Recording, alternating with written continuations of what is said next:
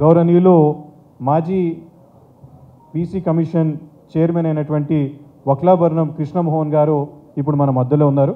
వారికి స్వాగతం పలుకుతా ఉన్నాం. మరి ఈ కులగణన చేయకపోవడమే కాకుండా 2011లోనే అవకాశం వచ్చింది. అప్పుడు అన్ని పార్టీలు దగ్గర అన్ని పార్టీలు దీనికి సానుకూలంగా కూడా చెప్పిన తర్వాత కూడా 2011లో ఈ అవకాశం అనేది మనం కోల్పోయినాం.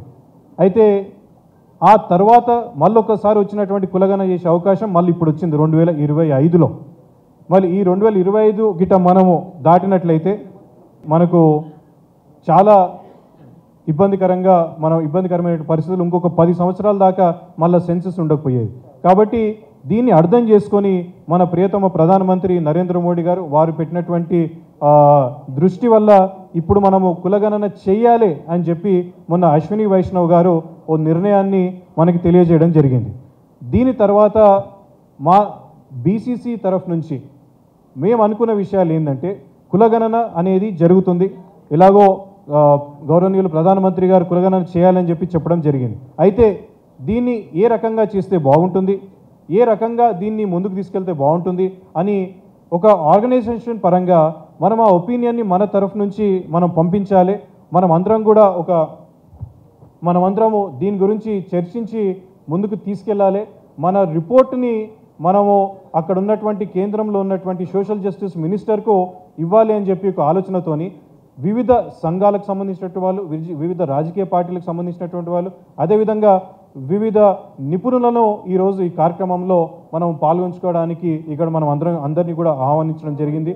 మన కీలక ఉద్దేశం ఈ కార్యక్రమం అయిపోయిన తర్వాత మన కీలక ఉద్దేశం ఏంటంటే మీరు ఎవరైతే సలహాలు ఇస్తారో ఆ సలహాలన్నింటినీ కూడా ఒక రిపోర్ట్ ఫార్మాట్లో మనం తయారు చేసి ఆ రిపోర్ట్ని మనము కేంద్రంలో ఉన్నటువంటి సోషల్ జస్టిస్ మినిస్ట్రీకి మా ఆర్గనైజేషన్ తరఫు నుంచి వచ్చినటువంటి అడ్వైజ్గా మనం దాని సజెషన్స్గా మనం పెడతాం. కాబట్టి దయచేసి మాట్లాడేటువంటి వక్తలకు నేను చేసేటువంటి విజ్ఞప్తి ఏంటంటే ఏదైతే విషయాలు పెద్దలు ఆ కులగణన విషయంలో పెద్దలు ఏదైతే విషయాలు చెప్తారో ఆ విషయాలన్నింటినీ కూడా మీరు నోట్ చేసుకొని వాళ్ళు మాట్లాడిన తర్వాత మీరు ఎప్పుడైతే మీకు అడ్వైజ్ ఇచ్చేటువంటి అవకాశం వస్తుందో అప్పుడు చెప్పిన విషయమే మళ్ళీ చెప్పకుండా మీకు కొత్తగా ఇంకేదైనా ఆలోచన ఉంటే ఆ విషయం గురించి మీరు మాట్లాడాల్సిందిగా విజ్ఞప్తి చేస్తూ ఇది నా ఓపెనింగ్ స్టేట్మెంట్గా భావిస్తూ ఇప్పుడు గౌరవనీయులు పెద్దలు రాజ్యసభ సభ్యులు డాక్టర్ కె లక్ష్మణ్ గారిని ఇనాగ్రల్ అడ్రస్, అదేవిధంగా ఈ రౌండ్ టేబుల్ మీటింగ్కి ఏ రకంగా ముందుకు తీసుకెళ్తే బాగుంటుంది, దీనివల్ల వచ్చేటువంటి ప్రయోజనాల గురించి, అదేవిధంగా క్షుణ్ణంగా ఈ ఓబీసీ కులగణన చేయడం వల్ల ఓబీసీలకు వచ్చే లాభం గురించి, అదేవిధంగా వివిధ విషయాల గురించి వారి ఎక్స్పీరియన్సెస్ని అదేవిధంగా అడ్వైజ్ని కూడా చెప్పాల్సిందిగా విజ్ఞప్తి చేస్తూ ఉన్నాను. బీసీ సంక్షేమ శాఖ మంత్రులు నరేంద్ర కశ్యప్ గారు, మాన్యులు ఓబీసీ మోర్చా అధ్యక్షులు, ఎలక్షన్ కమిటీ సభ్యులు, రాజ్యసభ సభ్యులైనటువంటి గౌరవనీయులు డాక్టర్ కె లక్ష్మణ్ గారు, బీసీల ఆత్మగౌరవ పతాకగా మనందరికీ 40 ఏళ్లుగా సుపరిచితులు, నాయకుడిగా వ్యవహరిస్తున్నటువంటి పెద్దలు రాజ్యసభ సభ్యులు, జాతీయ బీసీ సంక్షేమ సంఘం అధ్యక్షులు ఆర్ కృష్ణయ్య గారు, గౌరవనీయులు చిరంజీవులు గారు, నారగోని గారు, శ్రీనివాస్ గారు, ఇంకా చాలామంది పెద్దలు, మీ అందరు కూడా నా హృదయపూర్వక నమస్కారాలు. ఇది మనందరికీ ఒక శుభదినం లాంటిది. భారత ప్రధానమంత్రి స్వయంగా ఒక ఓబీసీ వర్గానికి చెందినవాడు కావడం, దశాబ్దాల మన కోరికను మన్నించి ఈరోజు జనాభా గణనలో కులగణన చేస్తా అని చెప్పి వారి నాయకత్వంలోని ప్రభుత్వం నిర్ణయం తీసుకోవడం పట్ల మాన్య శ్రీ నరేంద్ర మోడీ గారికి హృదయపూర్వకంగా నేను ధన్యవాదాలు తెలియజేస్తా ఉన్నాను. ఈ సందర్భంగా రాహుల్ గాంధీ గారికి, ఈ రాష్ట్రంలో ఉన్న ముఖ్యమంత్రి గారికి మనవి, శ్రీ నరేంద్ర మోడీ గారు 100% బీసీ వర్గాలకు చెందిన నాయకుడు అనేటువంటిది మీరు గమనించాలని చెప్పి నేను మనవి చేస్తా ఉన్నా. దీనికి అందరు గట్టిగా చప్పట్లు కొట్టాలి దయతో. ఈ దేశానికి ప్రతిపక్ష నాయకుడిగా ఉన్నటువంటి శ్రీ రాహుల్ గాంధీ గారు సమాచార లోపంతో నరేంద్ర మోడీ గారు ఆయన ముఖ్యమంత్రి అయిన తర్వాత మోదీ గాంచ్ అనేటువంటి తేలి అనేటువంటి తన కులాన్ని బీసీ జాబితాలో కలుపుకున్నాడని చెప్పాడు. అది కాంగ్రెస్ హయాంలో చబిల్ దాస్ అనేటువంటి కాంగ్రెస్ ముఖ్యమంత్రి ఉన్నప్పుడు 1994లో జరిగిందనేటువంటి సమాచారం కూడా ప్రతిపక్ష నాయకుల వారికి లేకపోవడం ఎంత దుర్మార్గం అనేటువంటిది గమనించాలి. అంతేకాకుండా ఆ రాష్ట్ర ప్రభుత్వమే 1994లో ఓబీసీలో కల్పమని సిఫారసు చేస్తే 1997లో వారి నాయకత్వంలో ఉన్నటువంటి ప్రభుత్వమే ఓబీసీలో కూడా మోద్గాంచి కమ్యూనిటీని తేలి కమ్యూనిటీని ఓబీసీ జాబితాలో చేర్చింది. గౌరవనీయులైనటువంటి శ్రీ రాహుల్ గాంధీ గారు, అవగాహన లేనటువంటి మాన్య ముఖ్యమంత్రి గారు మీరు గమనించాలి. నరేంద్ర మోడీ గారు మా వర్గాల బిడ్డ ఓబీసీ బీసీ అని చెప్పి నేను ఘనంగా మనవి చేస్తా ఉన్నాను. ఇది ఈ దేశంలో ఉన్నటువంటి ప్రతిపక్షం యొక్క పాత్ర. ఇకపోతే సమయం సందర్భం దృష్ట్యా కొన్ని విషయాలు మనం చర్చించుకోవాలి. నకల్ మారనే కే లియే భీ అకల్ చాహియే అన్నారు. మాది తమిళనాడు మాదిరిగా మేము గొప్పగా చేయబోతున్నాం, మేము 9th షెడ్యూల్లో పెట్టబోతున్నాం, మేము చేసినటువంటి గణన దేశానికి మోడల్ అని చెప్తున్నారు. మళ్ళీ చెప్తున్నా, నకలు చేసేవానికి కొంత అకలు కూడా ఉండాలి. తమిళనాడులో ఏం చేశారు? సత్యనాథన్ కమిషన్ వేశారు, స్వతంత్ర కమిషన్. అంబాశంకర్ కమిషన్ స్వతంత్రంగా వేసిండ్రు. సంపూర్ణమైనటువంటి ఎక్స్పర్ట్స్ కమిటీస్ వేసిండ్రు, అనాలిసిస్ చేసిండ్రు, దాన్ని ఎస్టాబ్లిష్ చేసుకున్నారు.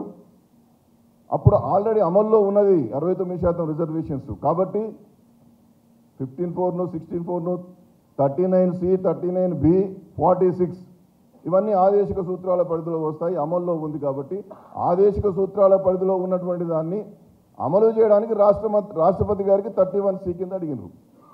నువ్వు ఇక్కడ 42% అమలు చేస్తున్నావా నువ్వు అడగడానికి? సంక్షేమ కార్యక్రమాలకు, ఆర్థిక పరిణామం కలిగినటువంటి చట్టాలకు, బిల్లులకు ఈ రిజర్వేషన్ బిల్లుకి ఏం సంబంధం? సరే 31C కింద నువ్వు అడిగినావు, మరి అమలు ఎందుకు చేస్తున్నావు? వెంటనే గవర్నర్ గారు సంతకం పెట్టిన తర్వాత నువ్వు పోయి ఢిల్లీలో పోయి ధర్నా చేసినప్పుడు ఏం చెప్తాను? 9వ షెడ్యూల్ ఎప్పుడు పెడతామని అడుగుతాను. నువ్వు పంపినావు అసలు 9వ షెడ్యూల్లో పెట్టమని? మొన్న అసెంబ్లీలో పెట్టినటువంటి బిల్లులలో ఈ రాష్ట్ర ప్రభుత్వం ఈ బిల్లులను 9వ షెడ్యూల్లో పెట్టమని చెప్పి తీర్మానం చేసి పంపించిందా? ఈ రాష్ట్ర ప్రభుత్వం మంత్రివర్గం ఏమైనా తీర్మానం చేసి పంపించిందా? మీరు బిల్లులలో 31C అనే చెప్పినారు, 31B 9th షెడ్యూల్ అని చెప్పలేదు. కాబట్టి ఇంకా మమ్మల్ని మోసం చేసే ప్రయత్నం చేయొద్దు. మీ మోడల్ కనుక మేము పోతే మేము పల్టీ కొడతాం, మా కొంప మునుగుతుంది అనేటువంటి విషయాన్ని కూడా రాహుల్ గాంధీ గారు కూడా అవగాహన లేదు. Telangana role model, Telangana model అంటాడు. తెలంగాణలో అన్నీ తప్పులే. ఇంతమంది గౌరవనీయులు లక్ష్మణ్ గారు చెప్పినట్టుగా విద్యా ఉద్యోగ రంగాలకు సంబంధించినటువంటి రిజర్వేషన్లను పెంచాలన్నా తగ్గించాలన్నా బీసీ కమిషన్ చెప్పాలి. బీసీ కమిషన్ ఎగ్జిస్టింగ్లో ఉన్నది, దాన్ని నువ్వు అడగలే. డెడికేటెడ్ కమిషన్ అనేటువంటిది లోకల్ బాడీకి సంబంధించినటువంటి రిజర్వేషన్లకు పరిమితమే టీఆర్ ఇచ్చావు. కానీ ఆ కమిషనే విద్యా ఉద్యోగ రంగాలకు సంబంధించినటువంటి రిజర్వేషన్లు కూడా రికమెండ్ చేసిందని బిల్లులో పెట్టుకున్నావు. Where is your reports? ఇక్కడ ఉన్నటువంటి వాళ్ళు చాలామంది చట్టసభల్లో ఉన్నటువంటి వాళ్ళు, మీరు ఆ రిపోర్ట్స్ని చట్టసభల్లో టేబుల్ చేసినారా? గోప్యం ఎందుకు? మీరు రోల్ మోడల్ కదా దేశానికి. ఆ యొక్క రిపోర్ట్స్ని ఎందుకోసం టేబుల్ చేయలేదు? గవర్నర్ గారికి పంపించినప్పుడు ఆ రిపోర్ట్స్ ఎందుకు పొందుపరచలేదు? రాష్ట్రపతి గారికి పంపించినప్పుడు ఎందుకోసం దానికి పొందుపరచలేదు? కాబట్టి ఒక స్వతంత్ర కమిషన్ వేయలేదు, ఎక్స్పర్ట్స్ కమిషన్ లేదు, బీసీ కమిషన్ అడగలేదు, డెడికేటెడ్ కమిషన్ చేసే అధికారం లేదు. కాబట్టి మీదంతా కూడా మీరు చేసినటువంటి ఈ 42% అనేటువంటిది గోల్మాల్ అనేటువంటి విషయాన్ని నేను స్పష్టం చేస్తూ రాష్ట్రాన్ని ఇక్కడికి ముగిస్తున్నాం. ఇవాళ కేంద్రంలో ఒక అద్భుతమైనటువంటి నిర్ణయం జరిగింది. దశాబ్దాల పోరాటం. మాలాంటి వాళ్ళం విద్యార్థి దశ నుండి జనగణనలో కులగణన కావాలని చెప్పి పోరాటం జరిగింది. లక్ష్మణ్ గారు చాలా విషయాలు మొదటి నుండి అన్నీ చెప్పారు, నేను మళ్ళీ చెప్పకుండా. ఇవాళ కులగణన కావాలన్నప్పుడు 1948 చట్టంలో స్పష్టంగా సెక్షన్ 3లో ఏముందంటే జనాభా గణన చేసేటటువంటి అధికారం ఈ చట్టానికి ఉంది. కానీ కులాల వారి గణన చేయాలనేటువంటి స్పష్టత అందులో లేదు. ఆ విధంగానే సెక్షన్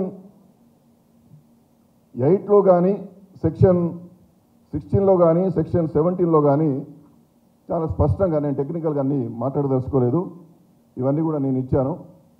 కాబట్టి ఒకటి ప్రశ్నలు స్పష్టంగా అడగడానికి ఎలాంటి ప్రశ్నలు అడగాలి, కులం పేరు, ఉపకులము, గోత్రము, వంశము ఇత్యాది ప్రశ్నలు, దానికి సంబంధించినటువంటి ప్రశ్నలు అడగడానికి మనం సెక్షన్ ఆ యొక్క కులగణన చట్టంలో స్పష్టంగా యాడ్ చేసుకోవాలి. ఆ విధంగానే దీనికి కులగణన చేయడానికి కావాల్సినటువంటి స్పష్టత ఈ చట్టంలో ఉండాలి. ఇవన్నీ కూడా నేను ఇందులో పొందుపరిచాను, వాటి జోలికి పోదలుచుకోలేదు. ఎందుకు చెప్తా ఉన్నానంటే, ఇందిరా సహానీ కేసులో ఎక్స్ట్రాడినరీ సిచ్యువేషన్స్ ఉన్నప్పుడు 50% దాట ఉన్నారు. అందువల్ల ఎక్స్ట్రాడినరీ సిచ్యువేషన్స్ మనం ఇన్అడక్వసీ, అండర్ రిప్రజెంటేషన్ ఉందని చెప్పుకోవాలనుకున్నప్పుడు కులాల వారిగా గణన కావాలి. కులాల వారిగా పూర్తి స్థాయిలో వివరాలు కావాల్సినటువంటి అవసరం ఉంది. అందుకని ఆ స్పష్టత కోసం ఈ చట్టంలో మనం కొన్ని మార్పులు తీసుకొచ్చుకోవాలి. అంతేకాకుండా ఈ రాష్ట్రానికి ఉమ్మడి రాష్ట్రంలో ఉన్నటువంటి బీసీ కమిషన్కు ఆనాడు జస్టిస్ పుట్టస్వామి గారు అని చెప్పి చైర్మన్గా ఉండేవాడు, తొలి చైర్మన్గా. వారు ఏం చేసినారంటే, ఆధార్లో వివరాలు తీసుకోవడం తప్పు, అన్ని వివరాలు సేకరిస్తున్నారని చెప్పి ఆయన ఒక కేసు వేసేయటం. పరిణామ క్రమంలో అది 2017లో అది 9 మందితో కూడినటువంటి రాజ్యాంగ ధర్మాసనం దానికి ఒక తీర్పు ఇచ్చింది. ఏంటయ్యా అంటే, రైట్ టు ప్రైవసీ అనేటువంటిది కూడా ఒక హక్కు. అంటే ఏది పడితే అది మన అధికారం లేకుండా, మన అనుమతి లేకుండా మన వివరాలు సేకరించడం, ఆ వివరాలు ఎక్కడ పడితే అక్కడ ఇచ్చేటటువంటి అధికారం ఇవాళ జస్టిస్ పుట్టస్వామి జడ్జిమెంట్ వచ్చిన తర్వాత దాన్ని ఎట్లా పడితే అట్లా ఉపయోగించుకోవడం లేదు. అది 9 మందితో కూడినటువంటి రాజ్యాంగ ధర్మాసనం కాబట్టి అదొకటి చూసుకోవాలి. అంతేకాకుండా ఐఆర్ కోయిల్, ఇవాళ వీళ్ళందరూ 2007లో వచ్చినటువంటి ఈ కోయిల్ కూడా 9 మందితో కూడినటువంటి రాజ్యాంగ ధర్మాసనం. అది ఏం చెప్తూ ఉన్నదంటే, మీ అందరూ 9వ షెడ్యూల్లో పెడతాం, ఏం పెడతావు 9వ షెడ్యూల్లో? రాజ్యాంగ మౌలికత కనుక విఘాతం కలిగితే నువ్వు ఏది పెట్టినా కానీ 27/4/1973 ఏదైతే కేశవానంద భారతి జడ్జిమెంట్ వచ్చినటువంటి ఆ గడువు తర్వాత, ఆ జడ్జిమెంట్ డేట్ తర్వాత ఏది చేసినా మౌలికత విఘాతం కలిగితే నువ్వు 9th షెడ్యూల్లో పెట్టినా నేను జ్యుడిషియల్ రివ్యూకి యాక్సెప్ట్ చేస్తా అనేటువంటి విషయాన్ని చెప్పడం జరిగింది. కాబట్టి దీనికి కావాల్సింది ఏంటి? ప్రామాణికత. నీ యొక్క వెనుకబాటుతనం, సామాజిక వెనుకబాటుతనం, ఆర్థిక వెనుకబాటుతనం, రాజకీయ వెనుకబాటుతనం, విద్యా ఉపాధి రంగాల్లో ఉన్నటువంటి వెనుకబాటుతనాన్ని నిర్దిష్టంగా, సర్వసమర్థనీయంగా, గణాంకాల ఆధారంగా, విశ్లేషణ ఆధారంగా రూపొందించినటువంటి సర్వ స్వతంత్ర కమిషన్లు ఇచ్చేటటువంటి నివేదికలు మాత్రమే చెల్లుబాటు అవుతాయనేటువంటి విషయాన్ని చాలా స్పష్టంగా మనం ఐఆర్ కోడ్లో చూసుకోవాలి. అంతేకాకుండా వాళ్ళ స్థానిక సంస్థల్లో రిజర్వేషన్లను ఆర్టికల్ 243 D6, 243 T6లో రాజ్యాంగంలో ఏం చెప్పారంటే, రాష్ట్రాలే బీసీలకు రిజర్వేషన్లు అమలు చేసుకోవచ్చని.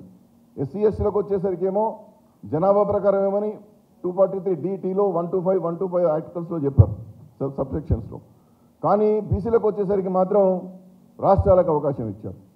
కాబట్టి దాంట్లో ఈ మధ్య కాలంలో 2010లో డాక్టర్ కె కృష్ణమూర్తి కేసులో చాలా స్పష్టంగా ఏం చెప్పడం జరిగిందంటే, ఇన్డెప్త్గా స్టడీ చేసి ఒక ఇండిపెండెంట్ ఒక డెడికేటెడ్ కమిషన్ స్టడీ చేసి in depth each local body contemporaneous rigorous empirical ఎంక్వైరీగా దాన్ని ఇన్డెప్త్గా వెళ్ళి మళ్ళీ మొత్తం కలిపి 50% దాటద్దు అంటారు. 50% దాటాలంటే మళ్ళీ ఎక్స్ట్రాడినరీ సిచ్యువేషన్స్ కావాలి. కాబట్టి కులగణన అనేటువంటిది ఒక సైంటిఫిక్ మెథడ్లో, ఒక సైంటిఫిక్ మోడ్లో సర్వసమర్థనీయంగా ఎక్స్పర్ట్స్తో ముందుకు పోవాల్సినటువంటి అవసరం ఉంది. జనాభా గణన అనేటువంటిది ఎలాగో జనాభా గణన డిపార్ట్మెంట్ దాన్ని చాలా చక్కగా చేస్తుంది. ఎట్ ద సేమ్ టైం కులగణన కూడా చేస్తూ ఉన్నారు. కాబట్టి ఆ కులగణనకు ముందు, ఆ కులగణన చేస్తున్నటువంటి నేపథ్యంలో ఒక సర్వస్వతంత్రమైనటువంటి ఒక ఎక్స్పర్ట్ కమిషన్ మీరు ఆర్టికల్ 340 ప్రకారం ఇస్తారా, కమిషనర్ ఆఫ్ ఎంక్వైరీస్ యాక్ట్ కింద చేస్తారా, 2008 స్టాటిస్టిక్స్ యాక్ట్ కింద చేస్తారా, ఏ యాక్ట్ అన్నా కావచ్చు. కానీ ఒక సర్వసమర్థమైనటువంటి ఒక ఎక్స్పర్ట్స్ కమిటీని వేసి ఆ కమిషన్ వేసి ఆ కమిషన్ను అనుసంధానం చేస్తూ దీనికి ఒక ఫుల్ ఫ్లెడ్జ్డ్ ఒక మినిస్ట్రీ కూడా ఇవాళ అవసరం వచ్చింది. నేను లక్ష్మణ్ గారికి, కృష్ణన్న గారికి కూడా నేను మనవి చేస్తున్నా, ఒక ఓబీసీ మినిస్ట్రీ తప్పనిసరిగా ఇవాళ కావాలి. ఎందుకంటే ఈ దేశంలో 75 కోట్ల జనాభాకు సంబంధించినటువంటి నిధుల విషయంలో కానీ, విధుల విషయంలో కానీ, జీవన స్థితిగతుల విషయంలో కానీ పూర్తిగా భరోసా ఇచ్చేటటువంటి ఒక మంత్రిత్వ శాఖ లేదు. ఆ మంత్రిత్వ శాఖను ఏర్పరిచి, ఒక కమిషన్ ఏర్పరిచి, ఫుల్ ఫ్లెడ్జ్డ్ డెలిగేటెడ్ అసోసియేషన్స్గా ఈ కాస్ట్ సెన్సెస్కు అనుసంధానం చేస్తే ఇది చాలా బాగుంటుంది అనేటువంటి విషయాన్ని మనవి చేస్తున్నా. దీనిలో చాలా విషయాలని కూడా చెప్పడం జరిగింది. మళ్ళీ దాని తెరువుకు నేను బోదలుచుకోలే. కానీ కాబట్టి ఇవాళ ప్రధానంగా చట్టంలో సెన్సస్ యాక్ట్లో సెక్షన్ 3లో, సెక్షన్ 4లో, సెక్షన్ 16లో, ఆ విధంగానే సెక్షన్ 18లో కూడా చాలా స్పష్టంగా దాని వివరణ ఉండాల్సినటువంటి అవసరం ఉంది. లేకపోతే రానున్నటువంటి రోజుల్లో నేను ఇంతకుముందే చెప్పినట్టుగా ఇందిరా సహాని కేసు కావచ్చు, పుట్టస్వామి జడ్జిమెంట్ కావచ్చు, లేకపోతే కృష్ణమూర్తి జడ్జిమెంట్ కావచ్చు, వికాస్ కిషన్ రావు కావాలి జడ్జిమెంట్ కావచ్చు, ఐఆర్ కోహిలో జడ్జిమెంట్ కావచ్చు, ఈ జడ్జిమెంట్స్ యొక్క సారాంశం తీసుకొని ఈ జడ్జిమెంట్స్ని ఎక్కడ కూడా విఘాతం కలిగించినట్టుగా ఉండకుండా అది అనుసంధానం చేస్తూనే ఈ ఆర్టికల్స్ని కూడా ఇవాళ, ఎందుకంటే మనం చేసేటటువంటి విషయాలు చాలా స్పష్టంగా మనం చెప్పాల్సినటువంటి అవసరం ఉంటుంది. ఎందుకంటే ఈ ఆర్టికల్స్ అనేటువంటి ఇవాళ పొందుపరచకపోయినా ఆర్టికల్ 15, 16, ఆ విధంగానే article 38, article 39B, 39C, article 46, article 243D6, 243T6 ఇవన్నీ కూడా దీన్ని పొందుపరిచే విధంగా, ఆ విధంగానే directive principles of state policies, ఆ విధంగానే ప్రాథమిక హక్కులు, వీటినన్నింటినీ అనుసంధానం చేస్తూ ఈ దేశంలో ఉన్నటువంటి వెనుకబడిన వర్గాల యొక్క సమగ్ర వికాసానికి కావాల్సినటువంటి దిశగా కులగణన జరగాల్సినటువంటి అవసరం ఉంది. నేను త్వరలోనే పెద్దలు లక్ష్మణ్ గారికి దీని మీద పూర్తి స్థాయి డాక్యుమెంట్ నేను తయారు చేసి ఇస్తా, మీరు అవకాశం నాకు ఇస్తే. కాబట్టి ఎక్కడెక్కడ ఏ విధమైనటువంటి మార్పులు చేస్తే ఏ విధంగా మనకు లాభం జరుగుతుందని, దేశానికి స్వాతంత్రం వచ్చిన తర్వాత 1931 తర్వాత మొదటిసారిగా సెన్సస్ డిపార్ట్మెంట్ ద్వారా మీరు చేయబోతున్నారు. కాబట్టి ఇది చాలా సమర్థనీయమైనటువంటి గణాంకాలతో శాస్త్రీయ పద్ధతులతో ముందుకు పోవాల్సినటువంటి అవసరం ఉంది. అప్పుడు మాత్రమే మాకు న్యాయం జరుగుతుంది. ఇంతకుముందే మీరు చెప్పినట్టుగా rural development, urban development ministries ద్వారా సోషియో ఎకనామిక్ కాస్ట్ సెన్సస్ 2011 చేశారు. అప్పుడు ఏమైంది? 48 లక్షల పొరపాట్లు జరిగినాయి. కులం పేర్లు, ఇంటి పేర్లు, గోత్రాలు, వంశాలు.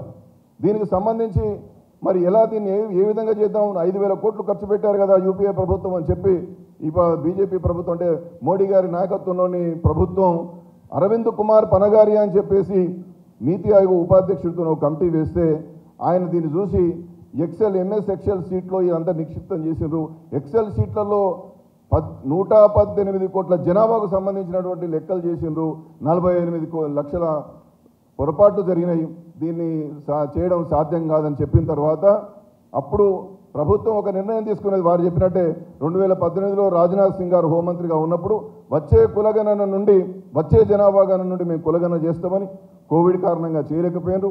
దానికి ఆ 2018లో ఏదైతే మాట ఇచ్చారో ఆ మాట కట్టుబడి ఇవాళ ఎవరం కూడా మనం నమ్మలే. మాకు కూడా అపోహలు ఉండే. ఎందుకంటే మధ్యలో నిత్యానంద రాయ్ గారు, ఎంఓఎస్ గారు ఏంటంటే కులగణన చేసే ఉద్దేశం మాకు లేదని ఒక దానికి వాళ్ళు రిప్లై ఇచ్చారు.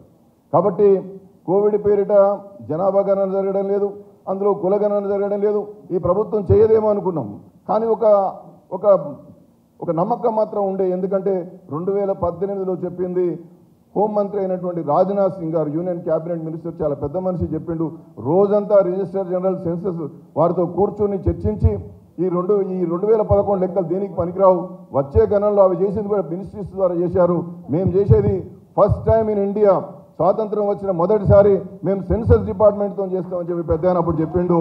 ఆ మాట కట్టుబడి వాళ్ళ నరేంద్ర మోడీ గారి ప్రభుత్వం నిర్ణయం తీసుకున్నందుకు హృదయపూర్వకంగా ధన్యవాదాలు తెలియజేస్తూ, టెక్నికల్ విషయాలు చాలా ఉన్నా నేను వాడి జోలికి పోకుండా ఈ యొక్క సెన్సస్ యాక్ట్ 1948లో కొన్ని సవరణలు చేసుకొని ఒక స్వతంత్ర కమిషన్ వేసుకొని ఒక ఓబీసీ మినిస్ట్రీని ఎస్టాబ్లిష్ చేసుకొని 24/7 దీన్ని మానిటరింగ్ చేసేటటువంటి వ్యవస్థతో ముందుకు పోతే తప్పనిసరిగా మోడీ గారు ఇవాళ ప్రపంచ గురువు, విశ్వగురువు ఎట్లా అంటున్నామో ఇవాళ యావత్ విశ్వగురువుగా మనం అందరం కూడా కొలిసేటటువంటి రోజు వస్తుంది అనేటువంటి విషయాన్ని మనవి చేస్తూ ఈ నిర్ణయం తీసుకున్నటువంటి కేంద్ర ప్రభుత్వానికి అభినందన తెలియజేస్తూ సెలవు. జై హింద్, జై Bharat.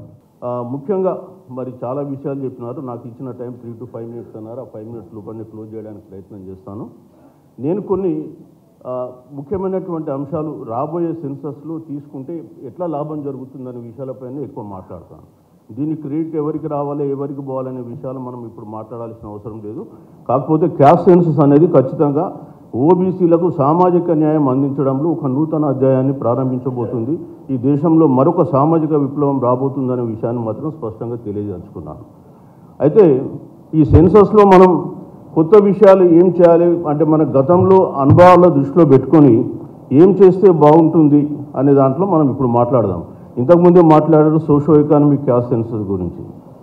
Socio economic caste census ఏంటంటే ఆపరేషన్ సక్సెస్ పేషెంట్ డైడ్ లాగా అయిపోయింది ఆ పరిస్థితి. సో మళ్ళీ మనం ఇవాళ సెన్సస్ చేసి ఆపరేషన్ సక్సెస్ పేషెంట్ డైడ్ లాగా కాకూడదు పరిస్థితి.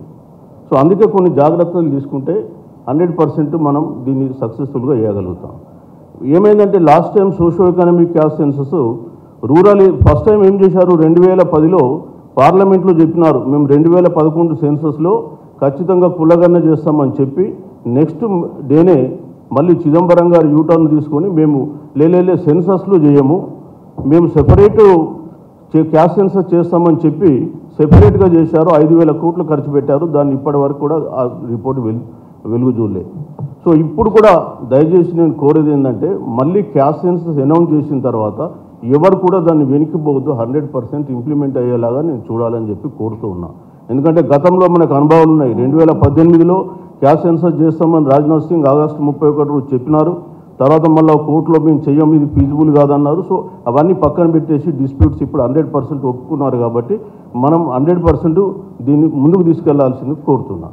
ఒకటి. రెండోది ఏంటంటే ఈ సెన్సస్ అనేది ఖచ్చితంగా రిజిస్ట్రార్ జనరల్ ఆఫ్ సెన్సస్ ద్వారానే జరిగితే బాగుంటుంది.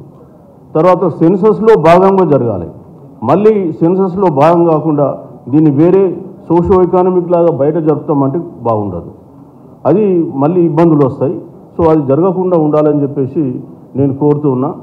తర్వాత అన్ని కులాల లెక్కలు తీయాలి. ఇక్కడ కొంతమంది ఏమనుకుంటున్నారంటే ఓబీసీ క్యాస్ట్ లెక్కలు అనుకుంటున్నారు. దయచేసి నేను కోరేది ఏంటంటే అన్ని కులాల లెక్కలు. ఇవాళ భారతదేశంలో తీసుకుంటే సుమారుగా 700 ఎస్టీ కులాలు ఉన్నాయి, 1000 పైబడి ఎస్సీ కులాలు ఉన్నాయి. పోతే బీసీ కులాలకు వచ్చేస్తే ఒక 4,500 కులాల కంటే ఎక్కువ లేవు ఐజ్ ఆఫ్ నో. ఎందుకంటే మండల్ కమిషన్ గుర్తించిన కులాలు 3,747 కులాలు ఉన్నాయి. ఇకపోతే స్టేట్లో కొన్ని కులాలు గుర్తించినారు, అవి మండల్ కమిషన్ దాంట్లో లేవు. సో అది తేడా తీసుకుంటే మ్యాక్సిమం 5,000 క్యాస్ట్ల కంటే ఎక్కువ రావు. ఓసీ కులాలు కూడా తీసుకున్న 20,000 కులాలు దాటవు. కాబట్టి ఈ కులాలను ఫస్ట్ క్రోడీకరించాలి. ఇప్పుడు మన ఇక్కడ జరిగినటువంటి సర్వేలో ఇప్పుడు ఇక్కడ జరిగింది సర్వే, సెన్సస్ కాదు. కాబట్టి సర్వేకు సెన్సస్కు చాలా తేడా ఉంటుంది. ఆ సర్వే సెన్సస్ యాక్ట్లో ఏమేమి మార్పులు చేయాలనేది ఇంతకుముందు కృష్ణమోహన్ గారు చెప్పినారు, మళ్ళీ నేను రిపీట్ చేయదలుచుకోలే వాటిని. సో ఇక్కడ నేనేమంటున్నానంటే ఈ సెన్సస్ ఫార్మేట్ అనేది 14 కాలమ్స్ ఉంటుంది మనం చేసేది, గవర్నమెంట్ ఆఫ్ ఇండియా చేసే సెన్సస్. ఈ 14 కాలంలో కాలం నెంబర్ 8లో 8AB ఎస్సీఆర్ ఎస్టీ అని అడుగుతాడు. ఎస్సీ ఎస్టీ అయితే ఉపకులాలు రాయమంటాడు. అక్కడ మనకి ఇక్కడ ప్రశ్న వస్తుంది ఏంటంటే కేంద్రంలో ఉన్న ఓబీసీ కులాల లిస్టు వేరు, స్టేట్లో ఉన్న ఓబీసీ కులాల లిస్టు వేరు. మన దగ్గర తీసుకుంటే 134 బీసీ కులాలు ఉన్నాయి. అదే సెంట్రల్లో తీసుకుంటే 86 కులాలు ఉన్నాయి. 86 మైనస్ 134 మైనస్ 86 అంటే 48 కులాలు లేవు. 48 కులాలలో 14 కులాలు బీసీఈ కేటగిరీ కులాలు లేవు. సరే అది ముస్లిం మైనార్టీది కాబట్టి అందులో రాలేదు. అందులో కూడా 4 ముస్లిం కులాలు ఉన్నాయి 86 కులాలలో. ఇకపోతే ఇంకా నెట్గా మనకు తీసుకుంటే సుమారు ఒక 34 కులాలు లేవు. సో మరి వాళ్ళని ఎట్లా రాయాలి? కాబట్టి ఆ కాలం నంబరు 8లోనే ఓబీసీ లిస్టు కులం రాయమనాలి, బీసీ కులం లిస్టు రాయాలి. దీన్ని కొద్దిగా మీరు ఎక్స్పర్ట్ కమిటీతో పెట్టుకొని ఒకసారి డిస్కస్ చేయించుకొని రాస్తే బాగుంటుందని నా ఉద్దేశం. ఎందుకంటే ఇక్కడ కాంట్రడిక్షన్ వస్తుంది. ఇప్పుడు నేను ఉదాహరణకు కొన్ని కులాలను ఇప్పుడు ఆర్యమరాఠీ ఉంది ఇక్కడే, వాళ్ళు స్టేట్ లిస్టులో ఉన్నారు కానీ సెంట్రల్ లిస్టులో లేరు. అట్లా నేను చాలా కులాలు ఉన్నాయి, 34 కులాలు ఉన్నాయి మనకి స్టేట్కి సంబంధించి. సో అది మనం చూడాల్సి ఉంటుంది. ఎందుకంటే సెంట్రల్ ఓబీసీ లిస్టులో 26-33 కులాలు మాత్రమే ఉన్నాయి. కానీ మండల్ కమిషన్ 3,747 కులాలు ఇచ్చింది. సో అక్కడ కూడా 1,100 కులాల గ్యాప్ ఉంది. కానీ అప్పుడు ఏం చేశారంటే మండల్ కమిషన్ అమలు చేసేటప్పుడు 1994లో సెంట్రల్ లిస్ట్ వేరే ఉంది, స్టేట్ లిస్ట్ వేరే ఉంది, ఏది తీసుకోవాలనేటువంటి మీమాంస వచ్చినప్పుడు ఈ 2 లిస్టులో కామన్గా ఉన్న గ్రూపులనే తీసుకోమన్నారు, క్యాస్ట్లనే తీసుకోమన్నారు. అందుకనే ఫస్ట్ 1,600 కులాలకే ఓబీసీ లిస్టు సెంటర్లో వచ్చింది. తర్వాత పెరుగుకుంటూ ఇప్పుడు 26-33 కులాలకు వచ్చింది.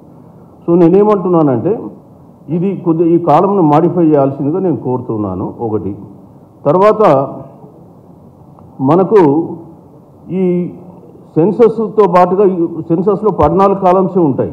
అందులో ఆర్థికపరమైనటువంటిది ఏం తీసుకోరు. మనం ఇప్పుడు కొంత డాటా ఆర్థిక పరంగా కూడా తీసుకోవాల్సిన అవసరం వస్తుందేమో. కాబట్టి ఆ కాలమ్స్ని కొంత ఎక్స్పాండ్ చేస్తే బాగుంటుంది. బీహార్ గవర్నమెంట్ 17 కాలమ్స్ తీసుకుంది. ఇందులో ల్యాండ్ సంబంధించిన అంశాలు మన దాంట్లో రావు.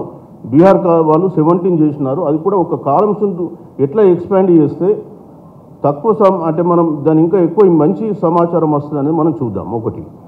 తర్వాత సెన్సస్ అనేది ఇక్కడ మాన్యువల్గా చేసినారు మొన్న మనోళ్ళు. కాకపోతే 2011 సోషో ఎకనామిక్ క్యాస్ట్ సెన్సస్ అంతా కూడా డిజిటల్గా చేశారు. కాబట్టి ఇక్కడ డిజిటల్ ప్లస్ మాన్యువల్ రెండు కలిపి హైబ్రిడ్ మోడల్ పోతే బాగుంటుంది. ఎందుకంటే ఇంటీరియర్ ఏరియాలో ఖచ్చితంగా మనకు కనెక్టివిటీ ఉండదు, ఇష్యూ వస్తుంది. కాబట్టి అది ఒక్కసారి మనం ఆలోచించుకోవాలని చెప్తున్నా. తర్వాత సెన్సస్లో మనం ఆధార్ కార్డు తీసుకోం, కాబట్టి ఆధార్ కార్డ్ డీటెయిల్స్ కూడా తీసుకుంటే బెటర్ ఏమో. ఎందుకంటే అది ఏదైనా జడ్జిమెంట్లకు వ్యతిరేకంగా ఉంటుందా లేదా కూడా ఒకసారి చూడాలి. బట్ ఆధార్ కార్డు తీసుకోగలిగితే మనకు చాలా సమాచారం క్యాప్చర్ అయిపోతుంది ఒకటే దగ్గర. నెక్స్ట్ ఇక్కడ మనకు ఈ సెన్సస్ ద్వారా ముఖ్యంగా మనకు వచ్చే లాభాల గురించి నేను ఎక్కువ మాట్లాడదలుచుకోలేదు. కానీ ఇందులో కొన్ని ఖచ్చితంగా మనకు కొంత బెనిఫిట్ అయ్యే అంశాలు కొన్ని వస్తాయి. ఏంటంటే సబ్ కేటగరైజేషన్ ఆఫ్ ఓబీసీస్. మనకు రోహిణి కమిషన్ ఇచ్చిన రికమెండేషన్స్ పక్కన పెట్టినవి ఉన్నాయి. ఖచ్చితంగా సెంట్రల్ గవర్నమెంట్లో ఇవాళ నేను చెప్పాను 20-33 కులాలు ఉంటే రోహిణి కమిషన్ రికమెండేషన్స్లో 983 క్యాస్ట్లు ఈరోజు కూడా గవర్నమెంట్ ఆఫ్ ఇండియాలో ఒక్క ఉద్యోగం సంపాదించాలి. ఇవి ఉన్నటువంటి పరిస్థితి. రోహిణి కమిషన్ ఇచ్చిన రికమెండేషన్ 26-33 కులాలలో 983 క్యాస్ట్లు ఒక్కటి కూడా ఉద్యోగం సంపాదించలే గత 74 సంవత్సరాలు 77 సంవత్సరాల్లో.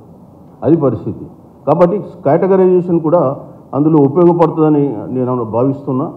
అదేవిధంగా మనకు రిజర్వేషన్స్ సంబంధించి కూడా డాటా వస్తుంది. కాబట్టి ఇప్పుడున్న రిజర్వేషన్స్ కూడా ఫైన్ ట్యూనింగ్ చేసి కొన్ని క్యాస్ట్ ఎడిషన్స్ డిలీషన్స్ కూడా ఉంటే ఉండొచ్చు. బట్ అది మనం దాన్ని మాట్లాడలేము. సో క్లోజ్ చేస్తా సార్, ఏం లేదు. రెండు మూడోది ఇందులో సివిక్ సొసైటీస్ కూడా పార్టిసిపేషన్ కొంత ఉంటే బెటర్ అని చెప్పేసి నా ఉద్దేశం.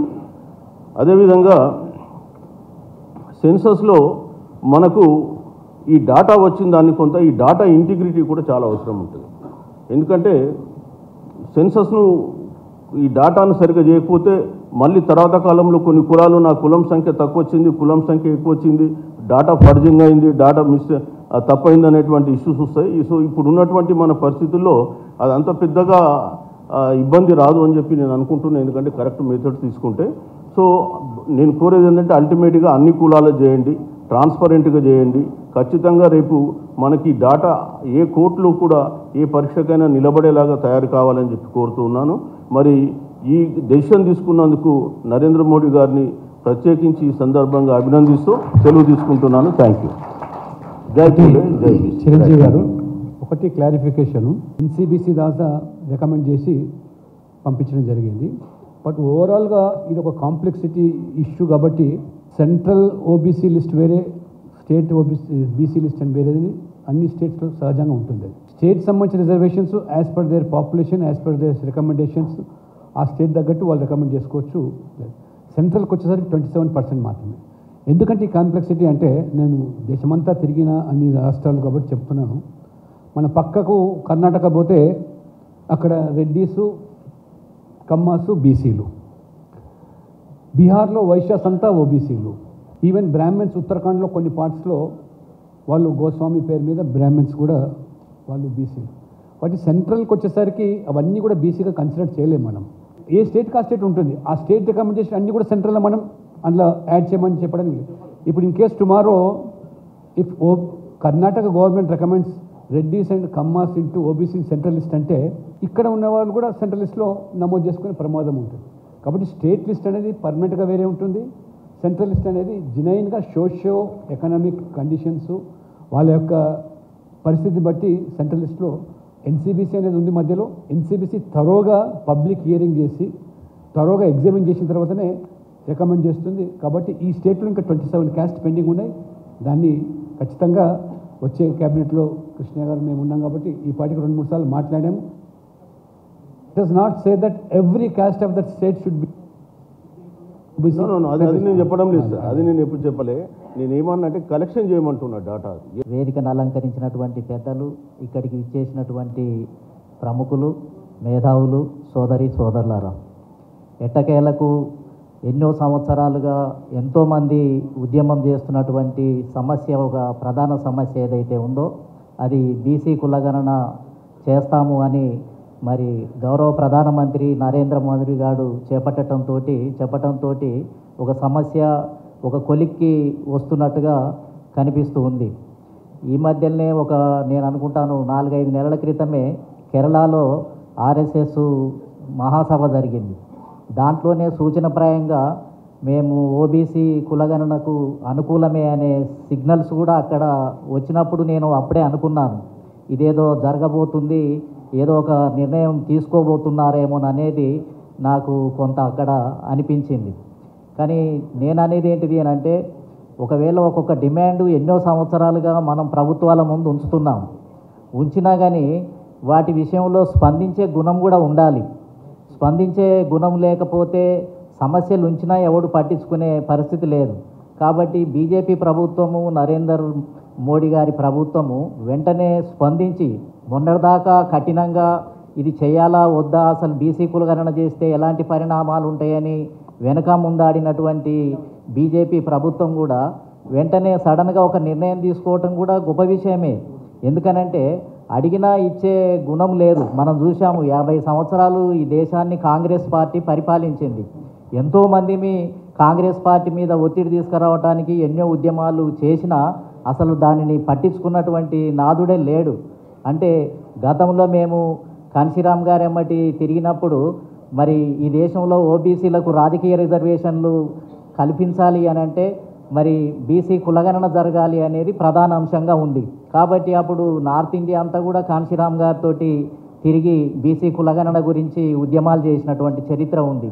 అదేవిధంగా మేషరామ్ గారు అని 2014లో మరి రామ్లీలా మైదానంలో రామ్విలాస్ పాశ్వాన్, శరత్ యాదవ్, మేము అందరం కలిసి 1,00,000 మందితోటి మేషరామ్ గారి అధ్యక్షతన ఢిల్లీలో బీసీ కులగణన జరగాలి అని పెద్ద మహాసభనే నిర్వహించినటువంటి చరిత్ర ఉంది.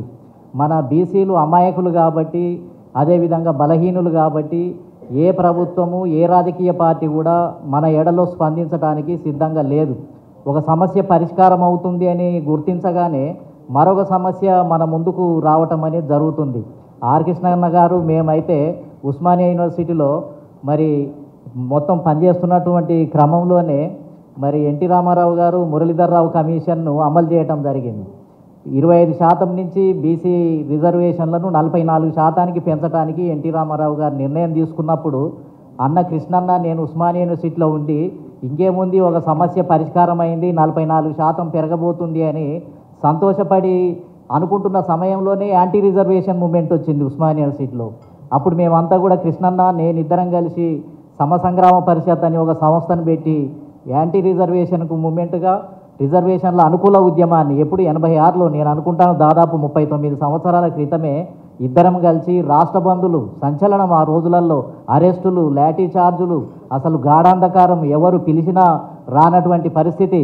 అన్న అధ్యక్షులు సమసంగ్రామ పరిషత్కు నేను ఉపాధ్యక్షులుగా ఉండి ఒక సింహగర్జనలాగా చేసినటువంటి పరిస్థితిని చూసాం. ఆ తర్వాత మళ్ళీ కాన్షీరామ్ గారి వెంట తిరిగి నార్త్ ఇండియా అంతా తిరిగి మండల్ కమిషన్ సెంట్రల్లో 20 మొత్తం ఏదైతే రిజర్వేషన్లు బీసీలకు కావాలని మండల్ కమిషన్ అమలు చేయాలని ఉద్యమం చేస్తున్న కాలంలోనే మళ్ళీ మొత్తం ఏంటంటే మండల్ కమిషన్ లాగు కరో, వర్నా కుర్సీ ఖాళీ కరో అని ఢిల్లీలో 48 రోజులు కాన్షీరామ్ గారి వెంట ఉండి బోర్డ్స్ క్లబ్ దగ్గర ధర్నాలు చేయటం జరిగింది. మరి అది చేసిన క్రమంలోనే 90లో మండల్ కమిషన్ అమలు చేస్తూ వీపీ సింగ్ నిర్ణయం చేయటం జరిగింది. మళ్ళీ నిర్ణయం చేయగానే మళ్ళీ యాంటీ రిజర్వేషన్ మూమెంట్. అంటే బీసీల విషయంలో ఎట్లా ఉంది అని అంటే ఒక నిర్ణయం చేయటానికే సంవత్సరాల తరబడి పోరాటం, మళ్ళీ నిర్ణయం చేసిన తర్వాత మళ్ళీ ప్రతికూల శక్తులు, ప్రతిఘటన పోరాటాలు అగ్రకులాల నుంచి, మళ్ళీ అన్ని పార్టీల నుంచి, మళ్ళీ యాంటీ రిజర్వేషన్ మూమెంట్, మళ్ళీ కోర్టులు ఒకవైపు మనకు వ్యతిరేకంగానే ఈ డేటా లేదు, ఆ డేటా లేదు అంటే బలహీనునికి అడుగడుగున మొత్తం ఏంటిది అని అంటే అవాంతరాలే వస్తున్నటువంటి పరిస్థితి ఉంది. ఇక్కడ మళ్ళీ కులగణన అనగానే సంతోషపడిపోయినాం. కాంగ్రెస్ ప్రభుత్వం నిజంగానే రాహుల్ గాంధీ కులగణన చేయమన్నందుకు నిజాయితీగానే చేస్తుందో ఏమో, ఇది కూడా ఒక మార్పు ఏమో అని అనుకుంటున్నటువంటి కాలంలోనే సడన్గా కులగణన చేపడితే దాంట్లో అన్ని తప్పుల తడక 51.5% ఉన్న బీసీ మొత్తం జనాభాను 46%కి కుదించటం, మళ్ళీ 46%కి 10% ముస్లింలను తీసుకొచ్చి యాడ్ చేసి గందరగోళం చేయటం. కాబట్టి అన్ని కష్టాలే బీసీల ఎడలో మొత్తం ప్రతిది కూడా ఏంటిది అని అంటే ఈ ప్రతిఘటన అనేది మనం ఒక అడుగు ఒక ముద్ద చేతికి వస్తుందనే సమయంలోనే ఆ ప్రభుత్వాలకే చిత్తశుద్ధి లేదు, ఆ పార్టీలకే చిత్తశుద్ధి లేదు, అగ్రకులాలంతా ఏకమైపోతున్నారు. కోర్టులన్నీ కూడా ఈ డేటా లేదు, ఆ డేటా లేదని సాకులు చూపించి ఒక బలహీనుణ్ణి దెబ్బగొట్టడానికి ప్రయత్నం చేస్తూ ఉన్నారు. రాహుల్ గాంధీ అంటున్నాడు కులగణన అని. మరి 2011లో రాహుల్ గాంధీ కూడా కీలకమైన నేతనే, ఏది అప్పటికే బలమైన నాయకుడు ఉన్నాడు. ఎందుకు మరి జనరల్ సెన్సస్లో కులగణనను ఎందుకు చేపట్టలేదు అంటే రాహుల్ గాంధీని ఎవరు అడుగుతున్నాడు? రాహుల్ గాంధీ ఎవరి మీద పోరాటం చేస్తున్నాడు? ఎవరికి అన్యాయం జరిగిందని అడుగుతున్నాడు? తన ముత్తాతలు తాతలు ఎవరైతే జవహర్లాల్ నెహ్రూ, ఇందిరాగాంధీ, రాజీవ్ గాంధీ వీళ్ళంతా ప్రధానమంత్రులుగా ఉన్నారు.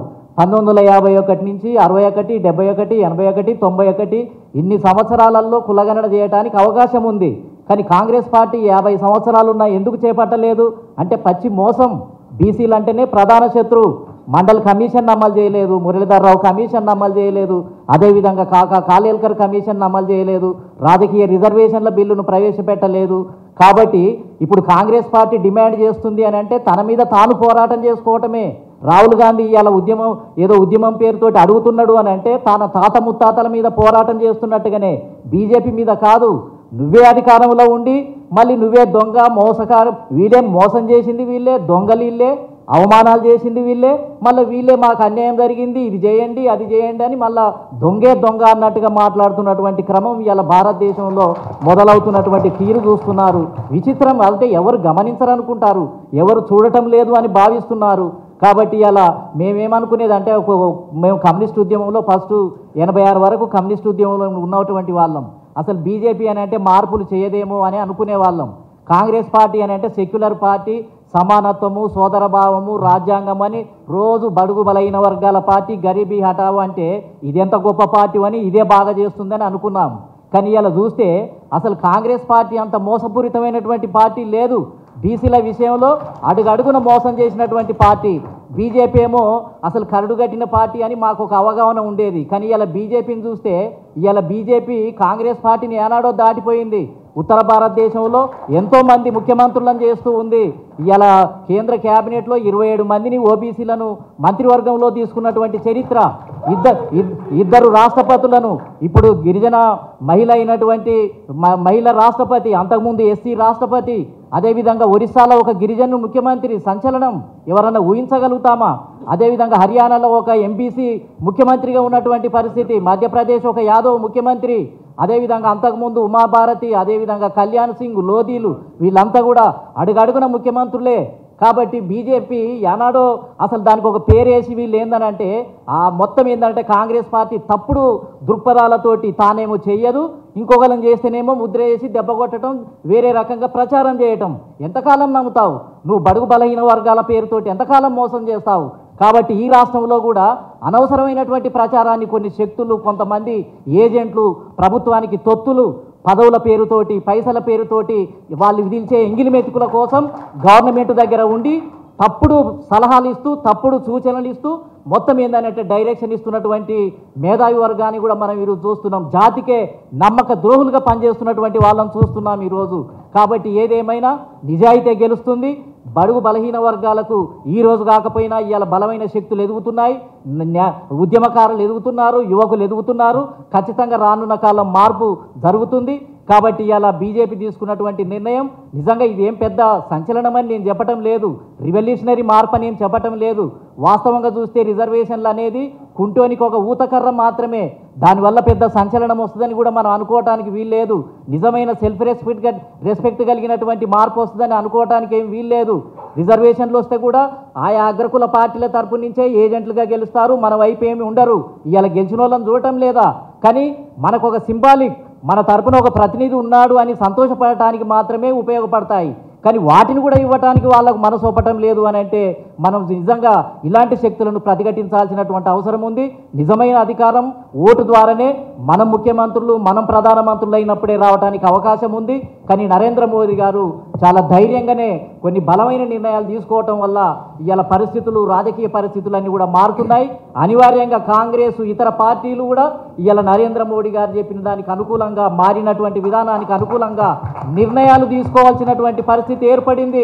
అరే రాహుల్ గాంధీ అలా నిజంగా లోపల కుమిలిపోతున్నాడు. అరే నేను ఏదో డిమాండ్ కోసము, ప్రజల కోసం వెళ్ళటం కోసం, నమ్మించటం కోసము నేనేదో డిమాండ్ అని పెడితే అసలు నరేంద్ర మోడీ ఇంత తొందరగా ప్రకటించడం ఏంటిది, అసలు నిజంగా ఇంత తొందరగా ప్రకటించి అవాక్కును చేయటం ఏంటిది అని లోపల కుమిలిపోతున్నాడు. అంటే భరించలేకపోతున్నటువంటి పరిస్థితిని కూడా కొన్ని శక్తులలో చూస్తూ ఉన్నాం. ఏది ఏమైనా వాస్తవాలకు నిర్ణయాలు తీసుకున్న శక్తులకు అనుకూలంగా మద్దతిస్తూనే బలమైన ఉద్యమాన్ని నిర్మించి రానున్న కాలంలో బడుగు బలహీన వర్గాలు రాజ్యాధికారం దిశగా వెళ్ళే ఉద్యమాన్ని కూడా బలోపేతం చేసి ముందుకు వెళ్ళాలని చెప్పి కోరుకుంటూ ఈ సమయం ఇచ్చిన మీ అందరికీ కూడా కృతజ్ఞతలు తెలియజేస్తూ సెలవు తీసుకుంటున్నాను. జై పూలే, జై భీమ్, జై భారత్. ఐఏఎస్ ఆఫీసర్ని ప్రస్తుతం మధ్యప్రదేశ్లో ప్రిన్సిపల్ సెక్రటరీగా పనిచేస్తున్నాను. మీరందరూ గుర్తుపెట్టుకోవాల్సింది ఏంటంటే ఈ కులగణన, జనగణనలో కులగణన అనేటువంటి ఈ నిర్ణయం ఏదైతే తీసుకోవడం జరిగిందో నా భూతో నా భవిష్యత్తులో ఇది మనం బతుకున్నంత కాలం మనం ఇది జరుగుతుందా లేదా అనేది చాలా పెద్ద ప్రశ్న. కాబట్టి ఈరోజు జరుగుతున్నటువంటి ఈ తరుణంలో మనందరం చాలా అంటే దీన్ని స్వాగతిస్తూ దీంట్లో భాగస్వాములు కావాల్సినటువంటి అవసరం ఉన్నది. ఎందుకంటే ప్రభుత్వంలో ఉండి మేము చూస్తున్నాం. ఇందాక అందరు పెద్దలు చెప్పినట్టు నేను ఒకటే విషయం చెప్తా, ఇదే పెద్ద ఐఏఎస్లు ఐపీఎస్లకి అర్థమయ్యే విషయం కాదు, మీకు కూడా బాగా అర్థమవుతుంది. దేనికైనా ఏ సామాజిక, ఆర్థిక, రాజకీయ, విద్య, వైద్య, ఉపాధి దేంట్లో అయినా కూడా కానీ బీసీలకు కానీ, ఎస్సీలకు కానీ, ఎస్టీలకు కానీ ఇలాంటి జాతులకు న్యాయం జరగాలంటే ఫస్ట్ అధికారం రావాలి. సామాజిక అధికారంతోనే సామాజిక న్యాయం వస్తుంది. ఇది ఎక్కడి నుంచి వస్తుంది అనంటే ఏడికి పోయినా కూడా కానీ ఈ చట్టసభలలో చట్టాలు చేసే దగ్గర పాలసీ నిర్మాణంలో, ఇప్పుడు మేము ఐఏఎస్ ఆఫీసులో ఏం చేస్తామంటే పాలసీ నిర్మాణాలు చేస్తాం. పాలసీ నిర్మాణాలు అంటే ఏంటి, అసలు ఏం చేయాలి, దీనికి సంబంధించినటువంటి రూల్స్ ఏం రావాలి, దీనికి సంబంధించినటువంటి గైడ్ లైన్స్ ఏం రావాలి, ఏ విధంగా తయారు చేయాలి, అది పోయి చట్టాలు ఎట్లా తయారవుతాయంటే ప్రతి దానికి కావాల్సింది డేటా. అయ్యా డేటా ఏది అని అడుగుతారు, ఎవరు అడిగినా కూడా కానీ డేటా ఏదని అడుగుతారు. ఈ డేటా ఏదైతే అవసరమో ఇది 1931 తరువాత సుమారు 95 సంవత్సరాల తర్వాత మొదటిసారి మనం అంటే మొదటిసారి అంటే 100 ఏళ్ళు, సుమారు 100 ఏళ్లలో మనం మొదటిసారి ఈ డేటాని కలెక్ట్ చేయబోతున్నాం. కాబట్టి ఇందాక చెప్పినట్టు కూడా కోట్లలో ఇప్పుడు నారాయణ గారు ఇదే చెప్పినారు, మరి అన్నీ దాటుకుంటూ పోతాం మనం. అంటే ఇప్పుడు రన్నింగ్ రేస్లో ఒకటి దాటిన తర్వాత ఇంకోటి దాటిన తర్వాత ఇంకొకటి దాటి ముందు పోయే చోటికి లాస్ట్కి వచ్చి ఏడ కుప్పగూలుతామనంటే ఆ కోట్లలో పోయి కుప్పగూలుతాం. ఆ కోట్లకి ఏమి కావాలి, హైకోర్టులకి, సుప్రీంకోర్టులకి ఏమి కావాలి అని అంటే డేటా కావాలి. అయ్యా ఏది మీరు సర్వే ఏం చేసిండ్రు, మీరు గణన ఏం చేసిండ్రు, ఆ గణనకు సంబంధించిన డేటా, దీంట్లో సైంటిఫిక్ డేటా అంటారు, రిలయబుల్ డేటా అంటారు, వెరిఫైయబుల్ డేటా అంటారు, క్వాంటిఫైయబుల్ డేటా అంటారు, నానా రకాల డేటా అడుగుతారు. మన దగ్గర లేనిది డేటా, మనం ఉన్నాం కానీ మనం ఉన్నది చెప్పుకోలేకపోతున్నాం, మనము ఎంతున్నామని చెప్పుకోలేకపోతున్నాం. దానికి కావాల్సినటువంటి డేటా మనం తీసుకుపోయి ముందు పెట్టాలి. ఆ ముందు పెట్టాలనంటే 100 సంవత్సరాలు పట్టింది ఆ ముందు డేటా తీసుకురావడానికి. కాబట్టి ఈ అవకాశం ఏదైతే వచ్చినాదో దీన్ని బాగా అర్థం చేసుకోండి.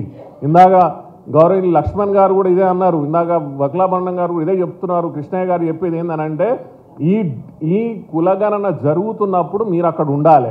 ఇట్లా పోలింగ్ రోజు ఎట్లనైతే పోలింగ్ బూత్ల దగ్గర నిలబడి అయ్యా ఓటే నన్ను అడుగుతారు చూడండి, సేమ్ అదే విధంగా కులగణన జరుగుతున్నటువంటి తరుణంలో ఏ కులాలకు సంబంధించినటువంటి వాళ్ళు మనం ఉన్నామో అక్కడ పోయి నిలబడి మరి, ఎందుకంటే అందరూ చదువుకున్న వాళ్ళు కాదు, అందరికీ అవగాహన ఉన్న వాళ్ళు కాదు, అందరికీ తెలిసిన విషయాలు కాదు. కాబట్టి మన జాతులకు సంబంధించినటువంటి డేటాని మనం అక్కడ ఖచ్చితంగా ఎన్యూమిరేషన్ జరిగే విధంగా మనం చూసుకోవాలి.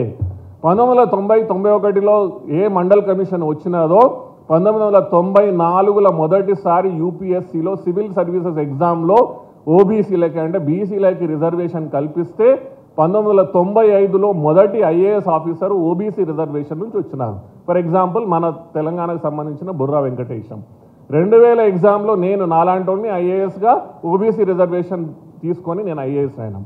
మేము మండల్ కమిషన్ వచ్చిన తర్వాత మొదటి 5-6 సంవత్సరాలలో ఐఏఎస్కి ఎంపికైన వాళ్ళలో మేము ఒకరము. అయితే 35 సంవత్సరాలు దాటిపోయింది మండల్ కమిషన్ వచ్చి. కానీ ఈరోజు ఏ యువతనైతే ఏ అనగానిగా వర్గాలకు సంబంధించినటువంటి బీసీలు, ఓబీసీలు, ఎస్సీలు, ఎస్టీలు ఏ యాస్పిరేషన్తో ఉన్నారో, యాస్పిరేషన్ అంటే అయ్యా ఒక మెట్టు ఎక్కినాం, దీని తర్వాత ఇంకో 4 మెట్లు ఎక్కాలి, ఆ మెట్లు ఎక్కలేకపోతున్నామని బాధపడుతున్నటువంటి తరుణంలో మనకి జనగణనలో కులగణన అనేది చాలా గొప్ప అవకాశం అని మీ అందరికీ తెలియజేస్తున్నాను. కాబట్టి దీన్ని మీరు అందరూ అర్థం చేసుకొని దీన్ని ఏ విధంగా ముందుకు తీసుకెళ్ళాలి. నేను గౌరవ లక్ష్మణ్ గారితో రిక్వెస్ట్ చేసేది ఏమిటంటే ప్రతి రాష్ట్రంలో మంచి మంచి కమిటీలు ఏర్పాటు చేయండి సార్. దీన్ని జరుగుతున్న తరుణంలో ఇప్పుడు చిరంజీవులు సార్ లాంటి వాళ్ళు ఉన్నారు, ఇట్లాంటి వాళ్ళతో కమిటీలు ఏర్పాటు చేసి ప్రతి స్టెప్లో దీన్ని కరెక్ట్గా జరుగుతున్నదా లేదా అనేది కూడా మనం చూసుకోవాల్సినటువంటి అవసరం మనకు ఉన్నదని ఈ సందర్భంగా తెలియజేస్తూ, ఇందాక ఒక విషయం వచ్చింది ట్రిపుల్ టెస్ట్. గౌరవనీయులు లక్ష్మణ్ గారికి ఈ విషయం బాగా తెలుసు. వారి ఆధ్వర్యంలో చాలా మధ్యప్రదేశ్లో కూడా ఈ ట్రిపుల్ టెస్ట్ అక్కడ ఉన్నటువంటి మంత్రివర్యులు కృష్ణా గౌర్ గారి ఆధ్వర్యంలో జరిగింది. వారి శిష్యులే కృష్ణా గౌర్ గారు. అక్కడ ఆల్రెడీ ట్రిపుల్ టెస్ట్ జరిగింది. వకులాభరణం గారు, ఆల్రెడీ ట్రిపుల్ టెస్ట్ జరిగింది. లోకల్ బాడీ ఎలక్షన్స్లో ఓబీసీల కోసం 13% నుంచి 33% రిజర్వేషన్ పెంచడం జరిగింది. ఎందుకు తెలంగాణలో ఈ కుల సర్వే జరిగిన తరువాత దాన్ని తీసుకుపోయి 9th షెడ్యూల్లో పెడతాననేసి దాన్ని వేరే డైరెక్షన్లో తీసుకుపోయి అక్కడెక్కడ కూర్చుండబెట్టింది. దాన్ని ఏ కమిటీల ద్వారానైతే యాక్చువల్గా దాన్ని ఇంప్లిమెంట్ చేయాలో దాన్ని సరి అయిన దిశలో తీసుకెళ్ళినట్టయితే ఆ 42% కనీసం ఇప్పుడున్నటువంటి పరిస్థితులలో 42% వచ్చినా కూడా కానీ బాగానే ఉంటుందని లోకల్ బాడీ ఎలక్షన్స్లో దాన్ని తీసుకెళ్లే విధంగా కూడా ప్రయత్నాలు ఇక్కడ ఉన్న వాళ్ళందరూ చేయాలి. ఒక విషయం లాస్ట్ నేను చెప్పేది ఏంటంటే, ఈ జనరల్ కులాలు ఎవరైతే ఉన్నారో వాళ్ళకి చాలా అపోహలు ఉన్నాయి. ఇది జరిగితే ఏదో అయిపోతుంది, ఇది జరిగితే వెంటనే ఓబీసీలు వచ్చి ఆడ సీట్లలో కుర్చీలలో కూర్చుంటారు, ఇక మా మీద పెత్తనం చేస్తారనేటువంటి అపోహలు ఉన్నాయి. కాబట్టి ఇలాంటి అపోహల నివృత్తి చేయడమే కాకుండా ఒక ప్రశ్న మనం అందరం అడుక్కోవాల్సినటువంటి విషయం ఏమిటంటే, అయ్యా మరి ఓబీసీలు వచ్చి ఆ కుర్చీలలో కూర్చోవద్దా అంటే కూర్చోవద్దు అనే విధంగా మనము నిర్ణయాలు తీసుకోవాలా, లేకపోతే వాళ్ళు కూడా కూర్చోవాలనేటటువంటి విధంగా నిర్ణయాలు తీసుకోవాలనేటువంటి విషయాన్ని కూడా మనం అర్థం చేసుకొని ఈ ఇందాక నారగాని గారు చెప్పినట్టు మళ్ళీ ఇది పోయి మళ్ళీ ఎక్కడో దగ్గర పోయి అక్కడ పోయి ఆటంకాలు రాకుండా చూసుకునే విధంగా వీటిని నివృత్తి చేసుకుంటూ మనం ముందుకెళ్ళాలి. ఇదే సందర్భంలో నేను ఈ మధ్యకాలంలో ఒక 3-4 సంవత్సరాలు బీసీలు ఓబీసీలు ఉత్తర భారతదేశంలో దక్షిణ భారతదేశంలో ఇలాంటి యువత ముఖ్యంగా ఏ విధంగా కోరుకుంటున్న విషయం మీద ఓబీసీ అప్రైజింగ్ రాబోయే కాలంలో ఓబీసీలు ఖచ్చితంగా ఈ విషయాల మీద ముందుకొచ్చి తమ జాగరణ కోసం ప్రయత్నం చేస్తారనే ఉద్దేశంతో ఈ పుస్తకం రాయడం జరిగింది. దీంట్లో ఇవన్నీ పొందుపరిచినాను, చెప్పినటువంటి విషయాలు అన్నీ పొందుపరిచినాను. ఈ సందర్భంగా నేను ఎక్కువ మాట్లాడకుండా సామాజిక అధికారంతోనే మనకి సామాజిక న్యాయం వస్తుంది. అధికారం రాకుండా న్యాయం రాదు. ఇది అందరం మనం గుర్తుపెట్టుకొని ఈ వచ్చినటువంటి అవకాశాన్ని అద్భుతంగా ఉపయోగించుకొని ముందుకెళ్ళాలి. ఈ పుస్తకాన్ని ఈ సందర్భంగా దీంట్లో అన్ని విషయాలు పొందుపరిచినాను. సార్కి ఒకసారి నేను ఒక పుస్తకాన్ని మీకు ఇస్తున్నాను సార్, కాపీ ఒకటి మీకు.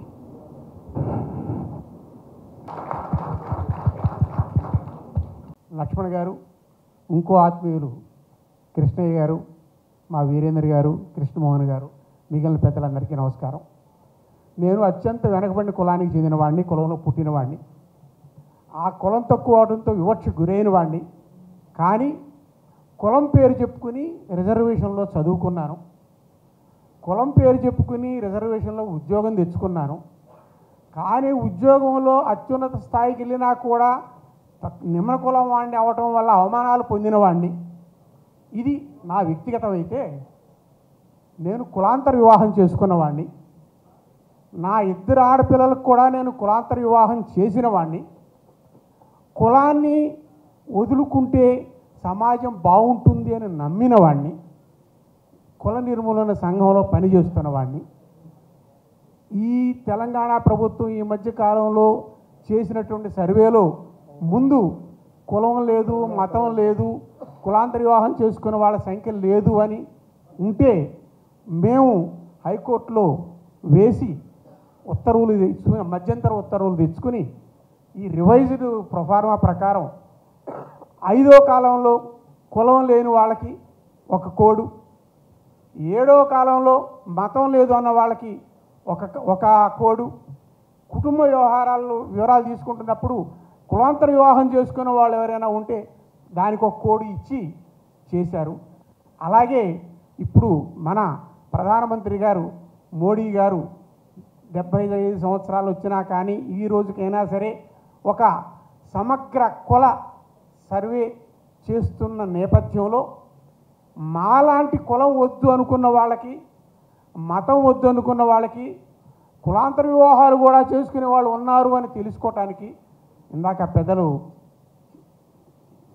లక్ష్మణ్ గారు అన్నారు, క్వాంటిఫైబుల్ డాటా లేదు అని ఎన్నో రకాల సమస్యలకు గురి అవుతున్నటువంటి విషయాన్ని దృష్టికి తీసుకురావటానికి ఇలాంటివి సర్వేల్లోనే ఈ రకమైనటువంటి గణన కూడా జరిగితే ఒక క్వాంటిఫైబుల్ డాటా వస్తే మనం ఏదైనా ప్రతిపాదన ప్రభుత్వం ముందు చెప్పడానికి వీలుంటుందనే ఉద్దేశంతో నేను అయ్యగారితో ఒక చనువు తీసుకుని, సార్ నేను ఇది చెప్పడానికి నా కులం బ్యాక్వర్డ్ క్లాస్ వాడిని అని ఉన్నప్పటికీను, కులంలో పేరు చెప్పుకునే పైకి వచ్చానన్న అభిమానము కృతజ్ఞత ఉన్నప్పటికీను, నాకున్నటువంటి జ్ఞానం తక్కువ జ్ఞానంతో, పరిమిత జ్ఞానంతో కులం మతం లేని వాళ్ళు కూడా సమాజంలో ఉన్నారు అని ప్రజలందరికీ ఎంతమంది ఉన్నారని తెలియటానికి ఈ రోజున ఓబీసీలు దేనికి సరైనటువంటి గణన లేని నేపథ్యంలో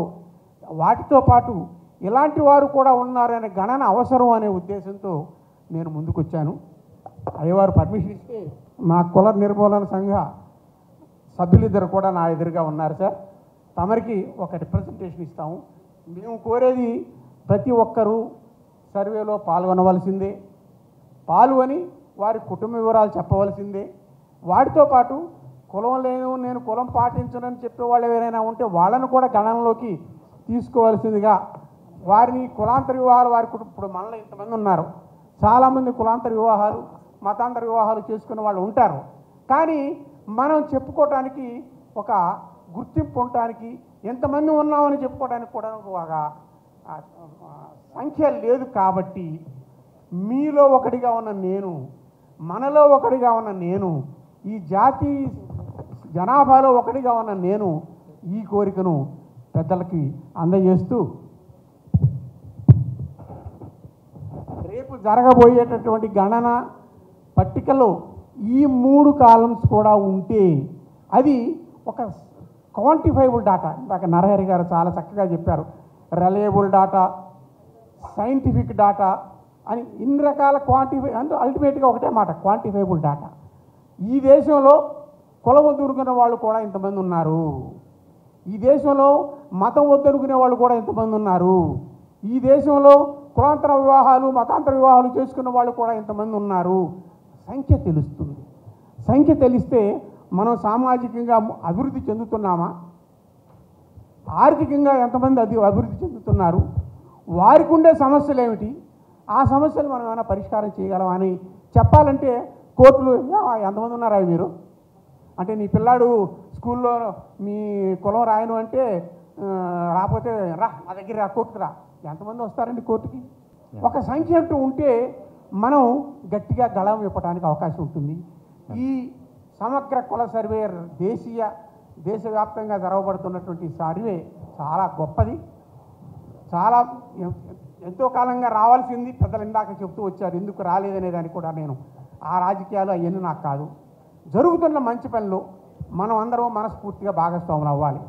ఇందులో పార్టీలు పెట్టి ఆ పార్టీ కాబట్టి మేము రాము, ఈ పార్టీ కాబట్టి మేము పాల్గొనము, వీళ్ళు వచ్చారు కాబట్టి మేము చెప్పము అని అనుకోకుండా ప్రతి ఒక్కరూ కంపల్సరీగా పాల్గొని వారి వివరాలు చెప్పి వారి సంఖ్యలో వారి సంఖ్య తెలిస్తేనే వారికి ఎంత హక్కు ఉందనేది తెలుస్తుంది. మనం అందరం ఎందుకు పోరాడుతున్నాము?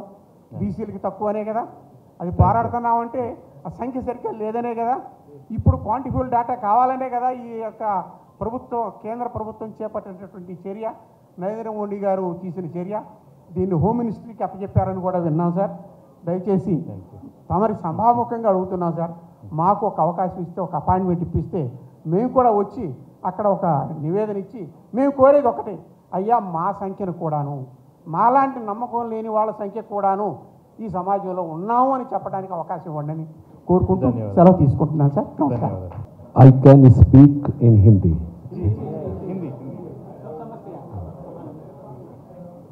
हम सबके बीच ओबीसी मोर्चा राष्ट्र के अध्यक्ष, member of parliament, member of Bharatiya Janata party parliamentary board, honourable doctor के लक्ष्मण जी, हमारे दूसरे मेंबर पार्लियामेंट आदरणीय कृष्णा जी, जिस ऑर्गेनाइजेशन ने आज ये गोलमेज कॉन्फ्रेंस ऑर्गेनाइज की है श्री वीरेंद्र जी गौड़,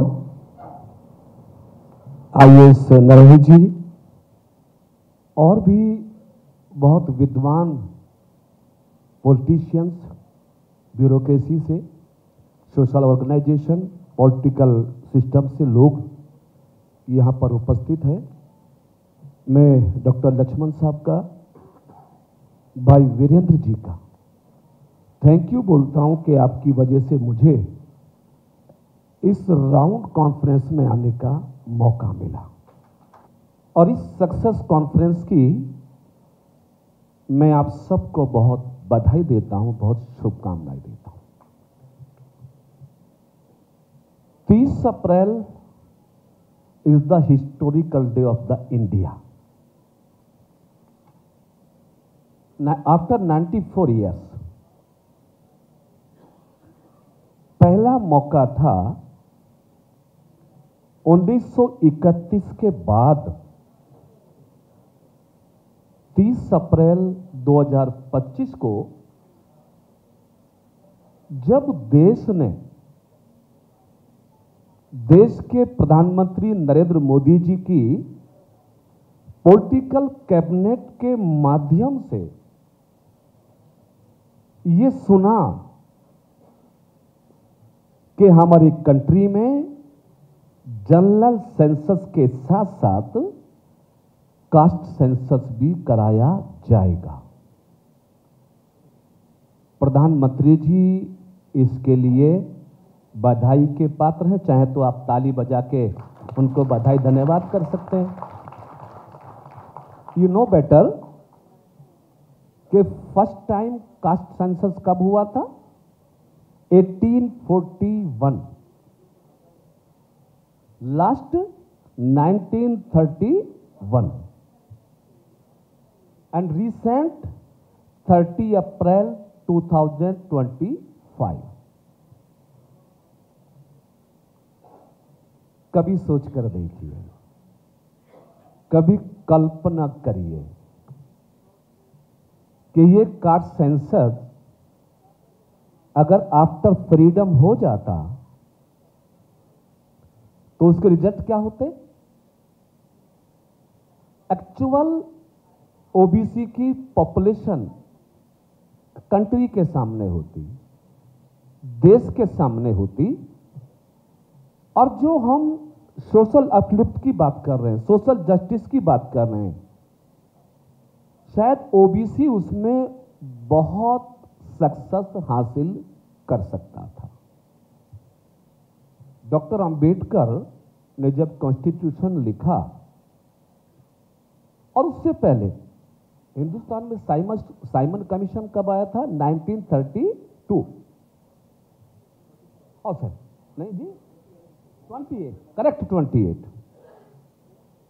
28। साइमन कमीशन का ऑब्जेक्ट क्या था? यू नो बेटर कि आइडेंटिफाई करना कि कंट्री में किस किस कैटेगरीज के लोग हैं जिनको आइडेंटिफाई करके आफ्टर फ्रीडम इक्वल सिस्टम में लाया जा सके, समानता का जीवन दिया जा सके। साइमन कमीशन ने पूरे कंट्री में विजिट किया और उन्होंने इस बात को आइडेंटिफाई करने की कोशिश की कि भारत में इकोनॉमिकली, एजुकेशनली, सोशली कौन कौन कम्युनिटी हैं जो इस काबिल हैं कि जिनको अपलिफ्ट करने के लिए रिजर्वेशन देना पड़ सकता है, सहारा देना पड़ सकता है। एक गलती हम पिछड़ों से हुई उस समय 1932 में, मालूम है कौन सी गलती हमने की? डॉक्टर अंबेडकर तो चाहते थे कि हम शेड्यूल कास्ट में आए, हम शेड्यूल ट्राइब्स में आए। उनको मालूम था कि इंडियन कॉन्स्टिट्यूशन जब भी बनेगा मैंडेटरी रिजर्वेशन इनको मिलना है, लेकिन on that time OBC community के लोगों ने अपने आप को नकली ठाकुर, नकली ब्राह्मण, नकली बनिया बना के डॉक्टर अंबेडकर की आइडियोलॉजी और साइमन कमीशन को नेगेटिव ओपिनियन दे दिया। यदि साइमन कमीशन के सामने हम अपनी सोशली इकोनॉमिकली पोजीशन को एक्चुअल रख देते और हम नकली नहीं बने होते, तो कॉन्स्टिट्यूशन इंप्लीमेंट होने के बाद हमको भी देश में SC ST का बेनिफिट मिलता रहा होता। डॉक्टर अंबेडकर जानते थे ये बैकवर्डनेस जो है ये देश में बहुत दिन परेशान करने वाली है।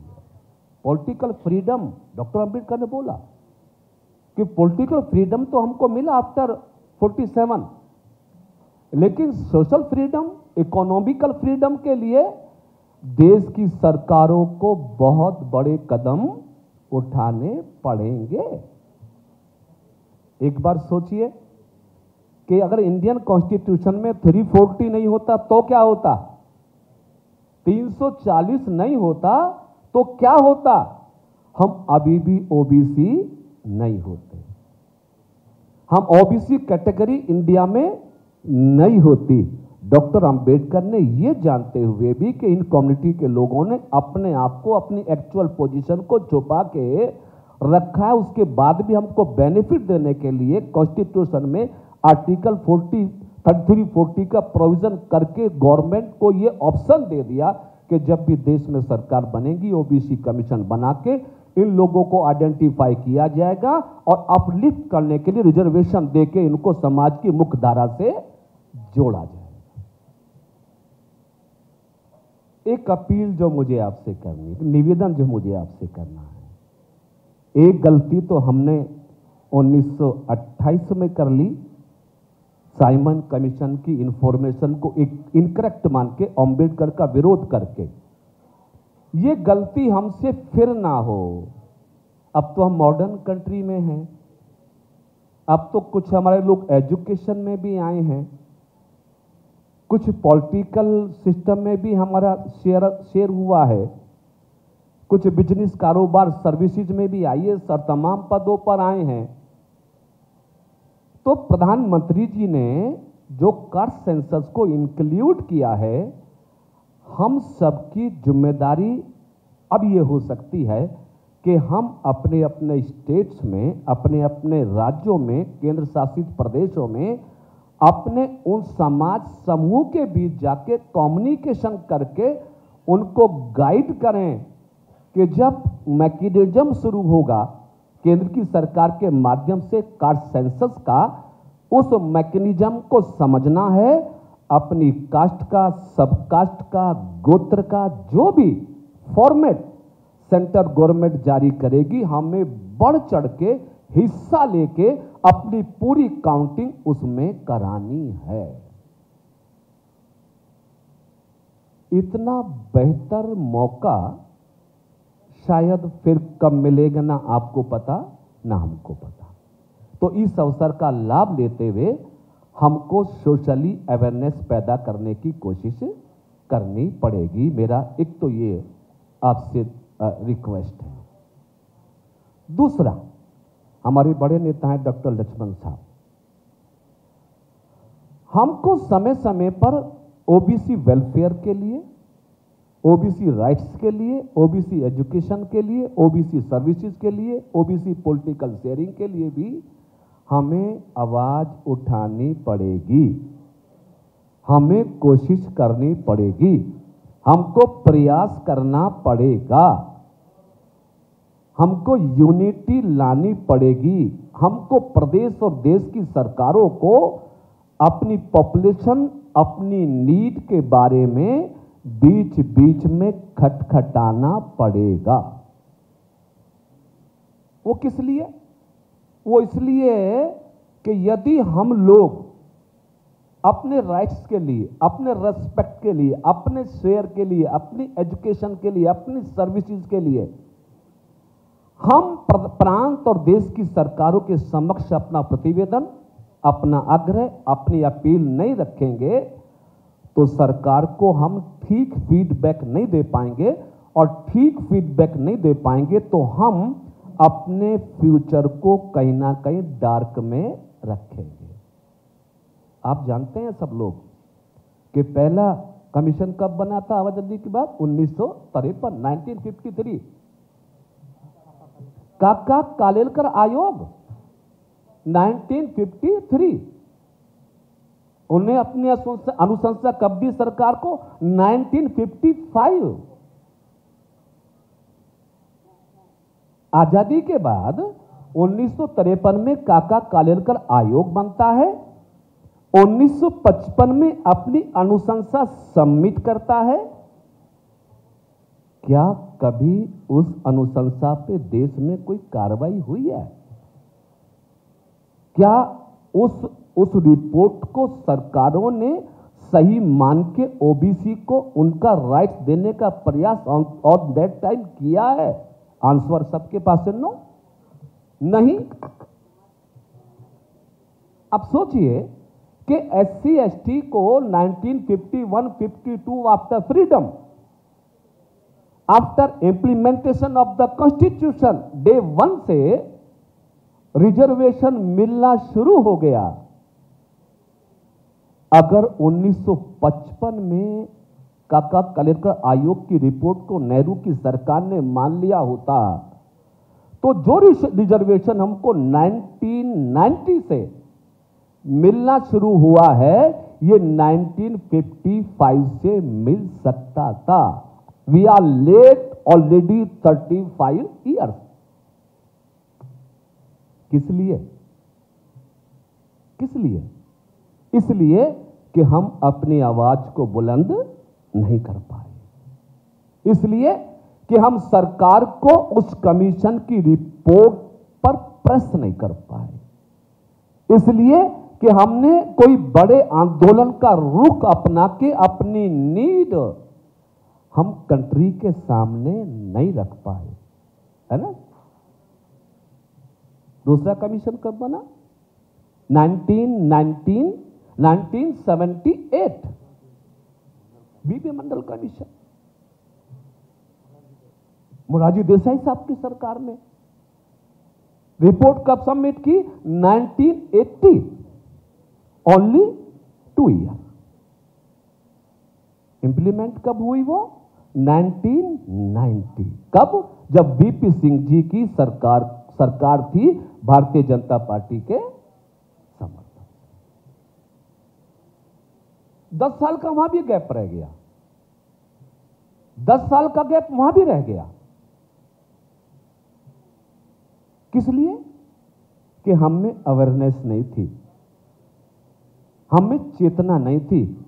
मैं तो कई बार ये सोचता हूं ये बैकवर्डनेस वर्ड शायद हमको इसलिए ही मिला होगा संविधान में कि हमें हमेशा बैकवर्ड की पीछे पीछे लगे रहना, हमको कभी आगे नहीं आना, अपलिफ्ट नहीं होना, हमें मेन धारा में नहीं आना, इसलिए हम चलते रहते हैं धीरे धीरे। स्पीड हमारी स्लो है, रिजल्ट प्रूफ नहीं है हमारी वर्किंग। तो हम बीपी मंडल कमीशन की रिपोर्ट के बाद हमें वो भी सुप्रीम कोर्ट की कंडीशंस आ गई कि टोटल मिला के 50% से ज्यादा कंट्री में रिजर्वेशन नहीं होगा, तो 27 का हमारा राइट मिला। काका कालेलकर आयोग की रिपोर्ट की अनुशंसा देखिए, बीपी मंडल कमीशन की अनुशंसा देखिए, उन अनुशंसा में 27% की रिकमेंडेशन नहीं है जी, 52% की रिकमेंडेशन है, 52% की रिकमेंडेशन है। उसमें गवर्नमेंट सेक्टर के साथ साथ प्राइवेट सेक्टर में भी रिजर्वेशन देने की रिकमेंडेशन है। अब 52% की रिकमेंडेशन हमको मिल रहा 27% according to order of the supreme court, है ना साहब। अभी कुछ दिन पहले एक सुप्रीम कोर्ट का डिसीजन आया था एससी एसटी एक्ट को लेके। आप लोग तेलंगाना के लोग बहुत ब्रिलियंट है, आई नो वेरी वेल, बहुत बुद्धिमान है, बहुत एक्टिव है, you have the all knowledge. तो सुप्रीम कोर्ट ने एससी एसटी एक्ट में कुछ अमेंडमेंट की रिकमेंडेशन की गवर्नमेंट को। क्या किया कि एफआईआर के बाद अरेस्टिंग के लिए वेट करने की जरूरत नहीं है, no wait of the arresting. Offence हुआ, एफआईआर हो, उसमें जैसे सिविल जैसे क्रिमिनल एक्टिविटी में औरों में कार्रवाई होती है वैसे इसमें होनी चाहिए। मालूम है क्या हुआ? हिंदुस्तान के सारे शेड्यूल कास्ट सड़कों पे आए। कई लोगों ने, आदरणीय लक्ष्मण जी, उसमें जान दी, मौतें हुई, प्रोटेस्ट हुआ। हमारी सरकार ने सुप्रीम कोर्ट के उस ऑर्डर के अगेंस्ट अध्यादेश लाके दलितों की बात को माना। उनके सर्कमस्टांसेस के हिसाब से उसमें डिसीजन दिया। कितना शेड्यूल कास्ट है entire country? Till now 15.5%, maximum 16%। 16% लोग अपने किसी भी उसी को यूनाइट होकर मनवा लेते हैं। हम कितने हैं? 52%। हम 1952 से लेके बाद तक अपनी बात को नहीं मनवा पाए। अच्छा हुआ कि मोदी जी देश के प्रधानमंत्री बन गए। अगर मोदी जी प्रधानमंत्री नहीं होते, क्षमा करिए, हमारे दूसरी आइडियोलॉजी के लोग भी यहां बैठे होंगे, और सबका ये मंच है, ये नॉन पॉलिटिकल मंच है, सबको अपनी बात कहने का राइट है। लेकिन आई थिंक कि मोदी जी प्रधानमंत्री नहीं होते तो ओबीसी कमीशन को कभी भी कॉन्स्टिट्यूशनल राइट अभी तक भी नहीं मिला होता। संवैधानिक अधिकार ओबीसी कमीशन किसने दिया? नरेंद्र मोदी जी ने। क्रिमिनल आय सीमा बढ़ाई मोदी जी ने। नीट की परीक्षा में रिजर्वेशन 27% लागू किया मोदी जी ने। सैनिक विद्यालय, केंद्रीय विद्यालय में 27% रिजर्वेशन लागू किया मोदी ने। मैं मोदी जी की तारीफ के लिए शब्द नहीं कह रहा हूं, क्षमा करिए मुझे, मैं फैक्चुअल आर्गुमेंट आपके बीच कर रहा हूं कि प्रधानमंत्री नरेंद्र मोदी जी ने प्रधानमंत्री बनने के बाद शिक्षा में, संवैधानिक अधिकारों में, पॉलिटिकल शेयरिंग में जो स्टार्ट लिया है, तब से हमें लगा कि इस देश में ओबीसी समाज का भी अपना कुछ है, अपना कोई देने वाला है मोदी जी के माध्यम। ये क्रम रुकना नहीं चाहिए, ये क्रम जारी रहना चाहिए। Rohini commission, yes yes, you know better कि रोहिणी कमीशन प्रधानमंत्री मोदी जी के निर्देश पर बना। रोहिणी कमीशन ने अपनी रिपोर्ट मोदी कैबिनेट को सबमिट की और मोदी कैबिनेट ने रोहिणी कमीशन की रिपोर्ट के अकॉर्डिंग ही कास्ट सेंसस करने का फैसला लिया। It is fact, it is fact. कुछ लोग, पॉलिटिकल लोग सवाल कर सकते, करेंगे, मित्र हैं हमारे, कि रोहिणी कमीशन बना, सब क्या हुआ, रिपोर्ट नहीं आई। रिपोर्ट आएगी या नहीं इसकी चिंता करने के बजाय डॉक्टर अंबेडकर की एक बात को कोट करना चाहता हूं। डॉक्टर अंबेडकर ने कहा था कि संविधान, कानून कितना ही अच्छा क्यों ना हो, जब तक उसको लागू करने वालों की नीयत अच्छी नहीं होगी तब तक उस कानून का लाभ देश को नहीं मिलेगा। प्रेजेंट गवर्नमेंट की नीयत अच्छी लग रही है, मोदी गवर्नमेंट की नीयत, नीति अच्छी है, अच्छी है तभी रोहिणी कमीशन बना, अच्छी है तभी ओबीसी कमीशन को कॉन्स्टिट्यूशन राइट मिला, अच्छी है तभी 27% रिजर्वेशन मिला, अच्छी है, तभी 27 मेंबर ऑफ पार्लियामेंट को कैबिनेट में मंत्री बनने का अवसर मिला। मोदी जी पीएम ना होते तो जो करिश्मा होते हुए देख रहे हैं, ये भी हमारे सामने अभी तक नहीं होता था, नहीं होता। लेकिन त्याग के बिना संत नहीं और सफलता का कोई अंत नहीं। सफलता लास्ट कोई नहीं है जी, सफलता का रूप अनंत है, लेकिन उसके लिए कंसर्न कम्युनिटी को, कंसर्न क्लास को एक्टिव रहना पड़ेगा, एक्शन में रहना पड़ेगा। बहुत सारे स्टेट हमारे कंट्री में अभी भी ऐसे हैं जो हमारे रिजर्वेशन को कहीं ना कहीं डिस्काउंट कर रहे हैं, कम कर रहे हैं, और कम्युनिटी को शामिल करके जिनका कंसर्न भी नहीं है उससे उनको भी दे रहे हैं। हमारा कम हो रहा है, उनका बढ़ रहा है। ये ऐसा होगा कब तक? जब तक हमारी जुबान पर ताला होगा, जब तक हमारा मुंह बंद रहेगा, जब तक हम बात करेंगे और काम नहीं करेंगे, बात करेंगे आंदोलन नहीं करेंगे, बात करेंगे अपने राइट को नहीं सोचेंगे, बात करेंगे संघर्ष के लिए तैयार नहीं होंगे, तब तक ये होता रहेगा। इसलिए हमें उन स्टेट पर भी निगाह रखनी है। और आदरणीय डॉक्टर साहब बैठे, अभी हमारे कंट्री में हम सबको मिलकर बहुत सारे काम करने हैं। अभी बहुत सारे स्टेट ऐसे हैं जहां पे रिजर्वेशन अभी भी बिलो 27% है।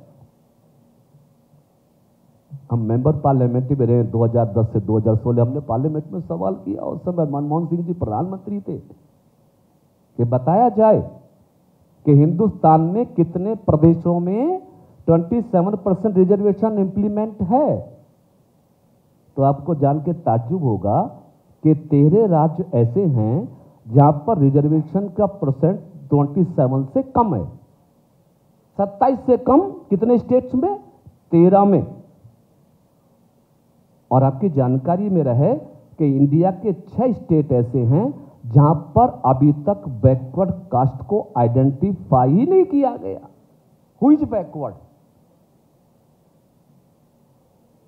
प्रधानमंत्री ने पहल की जम्मू कश्मीर में। जम्मू कश्मीर में मालूम रिजर्वेशन का रेशो क्या था? जम्मू कश्मीर में एससी के लिए 8%, एसटी के लिए 4%, ओबीसी के लिए 2%। पॉपुलेशन की डिमांड 27% की, ओबीसी रिजर्वेशन 2%। अकबर जी, हम पार्लियामेंट में बोले, इस पे हमने बात करी कि पिछड़ों के साथ अन्याय क्यों और एससी एसटी के साथ भी अन्याय क्यों? सारे कंट्री में एसटी को पॉलिटिकल रिजर्वेशन है, जम्मू कश्मीर में पॉलिटिकल रिजर्वेशन कभी नहीं रहा। जम्मू कश्मीर में ओबीसी पॉपुलेशन 27% रिजर्वेशन के अकॉर्डिंग है, रिजर्वेशन 2%। देश के प्रधानमंत्री नरेंद्र मोदी जी यदि 370 या 335 रिमूव नहीं करते तो ये रेशो अभी तक वही रहने वाला था। प्रधानमंत्री जी ने शुरुआत की जम्मू कश्मीर से धारा 370, अनुच्छेद 370 और 35A को हटा के, और अब आने वाले समय में जम्मू कश्मीर में भी ओबीसी एससी एसटी को, यानी एससी एसटी को उनकी पॉपुलेशन के हिसाब से पॉलिटिकली, एजुकेशनली और सर्विसेज में रिजर्वेशन मिलेगा, और ओबीसी को भी उसकी पॉपुलेशन के हिसाब से रिजर्वेशन मिलने वाला है। आजादी के बाद पहला कदम जम्मू कश्मीर में उठाया प्रधानमंत्री नरेंद्र मोदी जी ने, और हम सबको संतोष है कि जो 13 प्रदेश थे 27 रिजर्वेशन देने वाले, अब 13 के मुकाबले वो 12 रह गए। एक पे प्रधानमंत्री जी ने मामले को ठीक कर दिया है। बाकी 370 का इफेक्ट इंप्रेशन का यू नो बेटर, 35A का क्या है आप सब जानते हैं। बिजली का तार पकड़ने वाला फैसला है ये। किसी प्रधानमंत्री को फैसला लेना हो तो समझो बिजली का तार पकड़ रहा, पता नहीं कब क्या हो जाए, है ना सर। और जम्मू कश्मीर में हुआ था ये कि होने दो, हम नदियां बह जाएंगी, खूनों की नदियां बह जाएंगी, है ना जी। लेकिन प्रधानमंत्री जी ने उस पर भी डिसीजन लिया। मैं आप लोगों से, जो कि बहुत सारे विद्वान हमारे साथियों ने अपनी ओपिनियन, अपने व्यू, अपनी जानकारी यहाँ पर शेयर की है, मैं उन सब के साथ अपने आप को संबद्ध कर रहा हूँ। और वीरेंद्र जी, मैं आपको बधाई देना चाहता हूँ माय डियर, कि आपने हिम्मत दिखाई है, आपने बेहतरीन प्रयास किया है, आपने अच्छी कोशिश की है कि हम सबको गोलमेज कॉन्फ्रेंस के माध्यम से बुलाकर ओबीसी वेलफेयर पर, ओबीसी रिजर्वेशन पे, ओबीसी अपलिफ्टमेंट पर बात करने का मौका दिया। इसके लिए आप बधाई के पात्र हैं। और एक बधाई मैं देश को देना चाहता हूं, आपको ऐतराज ना हो तो। 22 अप्रैल को पहलगांव में जो कुछ हुआ वो हमारे देश की आत्माओं को झकझोरने वाला था, आत्माओं को दर्द देने वाला था। 26 हिंदू जात पूछकर, पैंट खुलवाकर, कलमा पढ़वा के देखकर निर्दोष निहत्तों पर गोलियां चला के उनको मौत के घाट उतारा गया। उन बहनों के सामने जो पति के रूप में उनके साथ थी, और उन्होंने अपील भी की, मत मारिए या हमको भी मार दीजिए। पूरा देश कोप में था, आक्रोश में था, गुस्से में था कि आतंकवादी घटनाएं सामान्यतः होती रही हैं, लेकिन आतंकवाद का स्वरूप यह हो जाएगा कि धर्म पूछ के गोली मारेंगे, धर्म पूछ के हत्या करेंगे। प्रधानमंत्री ने बिहार की भूमि से घोषणा की थी कि आतंकवादी और आतंकवादी के आकाओं को जब तक मिट्टी में नहीं मिला देंगे, हम चैन से बैठने वाले। प्रधानमंत्री जी के नेतृत्व में हमारे देश की तीनों सेनाओं ने जम्मू कश्मीर के उस एरिया में भी जो पीओके है, और पीओके के अलावा भी चाहे पंजाब का हिस्सा था या सिंध का हिस्सा था, जहां जहां भी आतंकवादियों के ठिकाने थे, उन सभी 9 ठिकानों पर हमारी देश की सेनाओं ने बमबार्ड करके उनको नेस्तनाबूद करके हमारी बहनों के संदूर के सम्मान को बढ़ाने का काम किया। और कल भी 4 एयर ठिकाने, 4 ऐसे जम्मू कश्मीर के, पंजाब पाकिस्तान के थे जिनको हमारी सेनाओं ने डिमोलिश किया है, बिस्मार किया है। लगातार हमारी देश की सेनाएं पाकिस्तान को सबक सिखा के भारत की असमत को, किस्मत को बचाने बनाने की बात कर रहे हैं। सेना के नाम पे ताली एक बार बजा दो। ऐसी सेना को हम प्रणाम करते हैं, सलूट करते हैं, और प्रधानमंत्री जी का आभार व्यक्त करते हैं कि प्रधानमंत्री जी, आपने जो कहा वो पाकिस्तान में भी करके आप दिखा रहे। इसके लिए प्रधानमंत्री जी बधाई के पात्र हैं, धन्यवाद के पात्र हैं। और हम सबको अभी यूनाइट रहकर देश के साथ खड़ा होना है। लड़ाई लंबी भी हो सकती है, लड़ाई और भी आगे बढ़ सकती है। ड्रोन पटाखों के माध्यम से पाकिस्तान अभी डिस्टरबेंस पैदा करने की कोशिश कर रहा है। ऐसे में हम सबको देश की सरकार के साथ खड़े होकर, सेना के साथ खड़े होकर अपने राष्ट्र धर्म को भी निभाना है, और पिछड़ा होने के नाते अपने पिछड़े परिवार के धर्म को भी निभाना है। राष्ट्र को भी निभाओ और पिछड़ों को देश में आगे ले जाओ। इन शब्दों के साथ मैं अपनी वाणी को विराम देता हूं। सबका बहुत बहुत धन्यवाद। बहुत बहुत Please subscribe to the channel and download the Politicos app from the links in the description.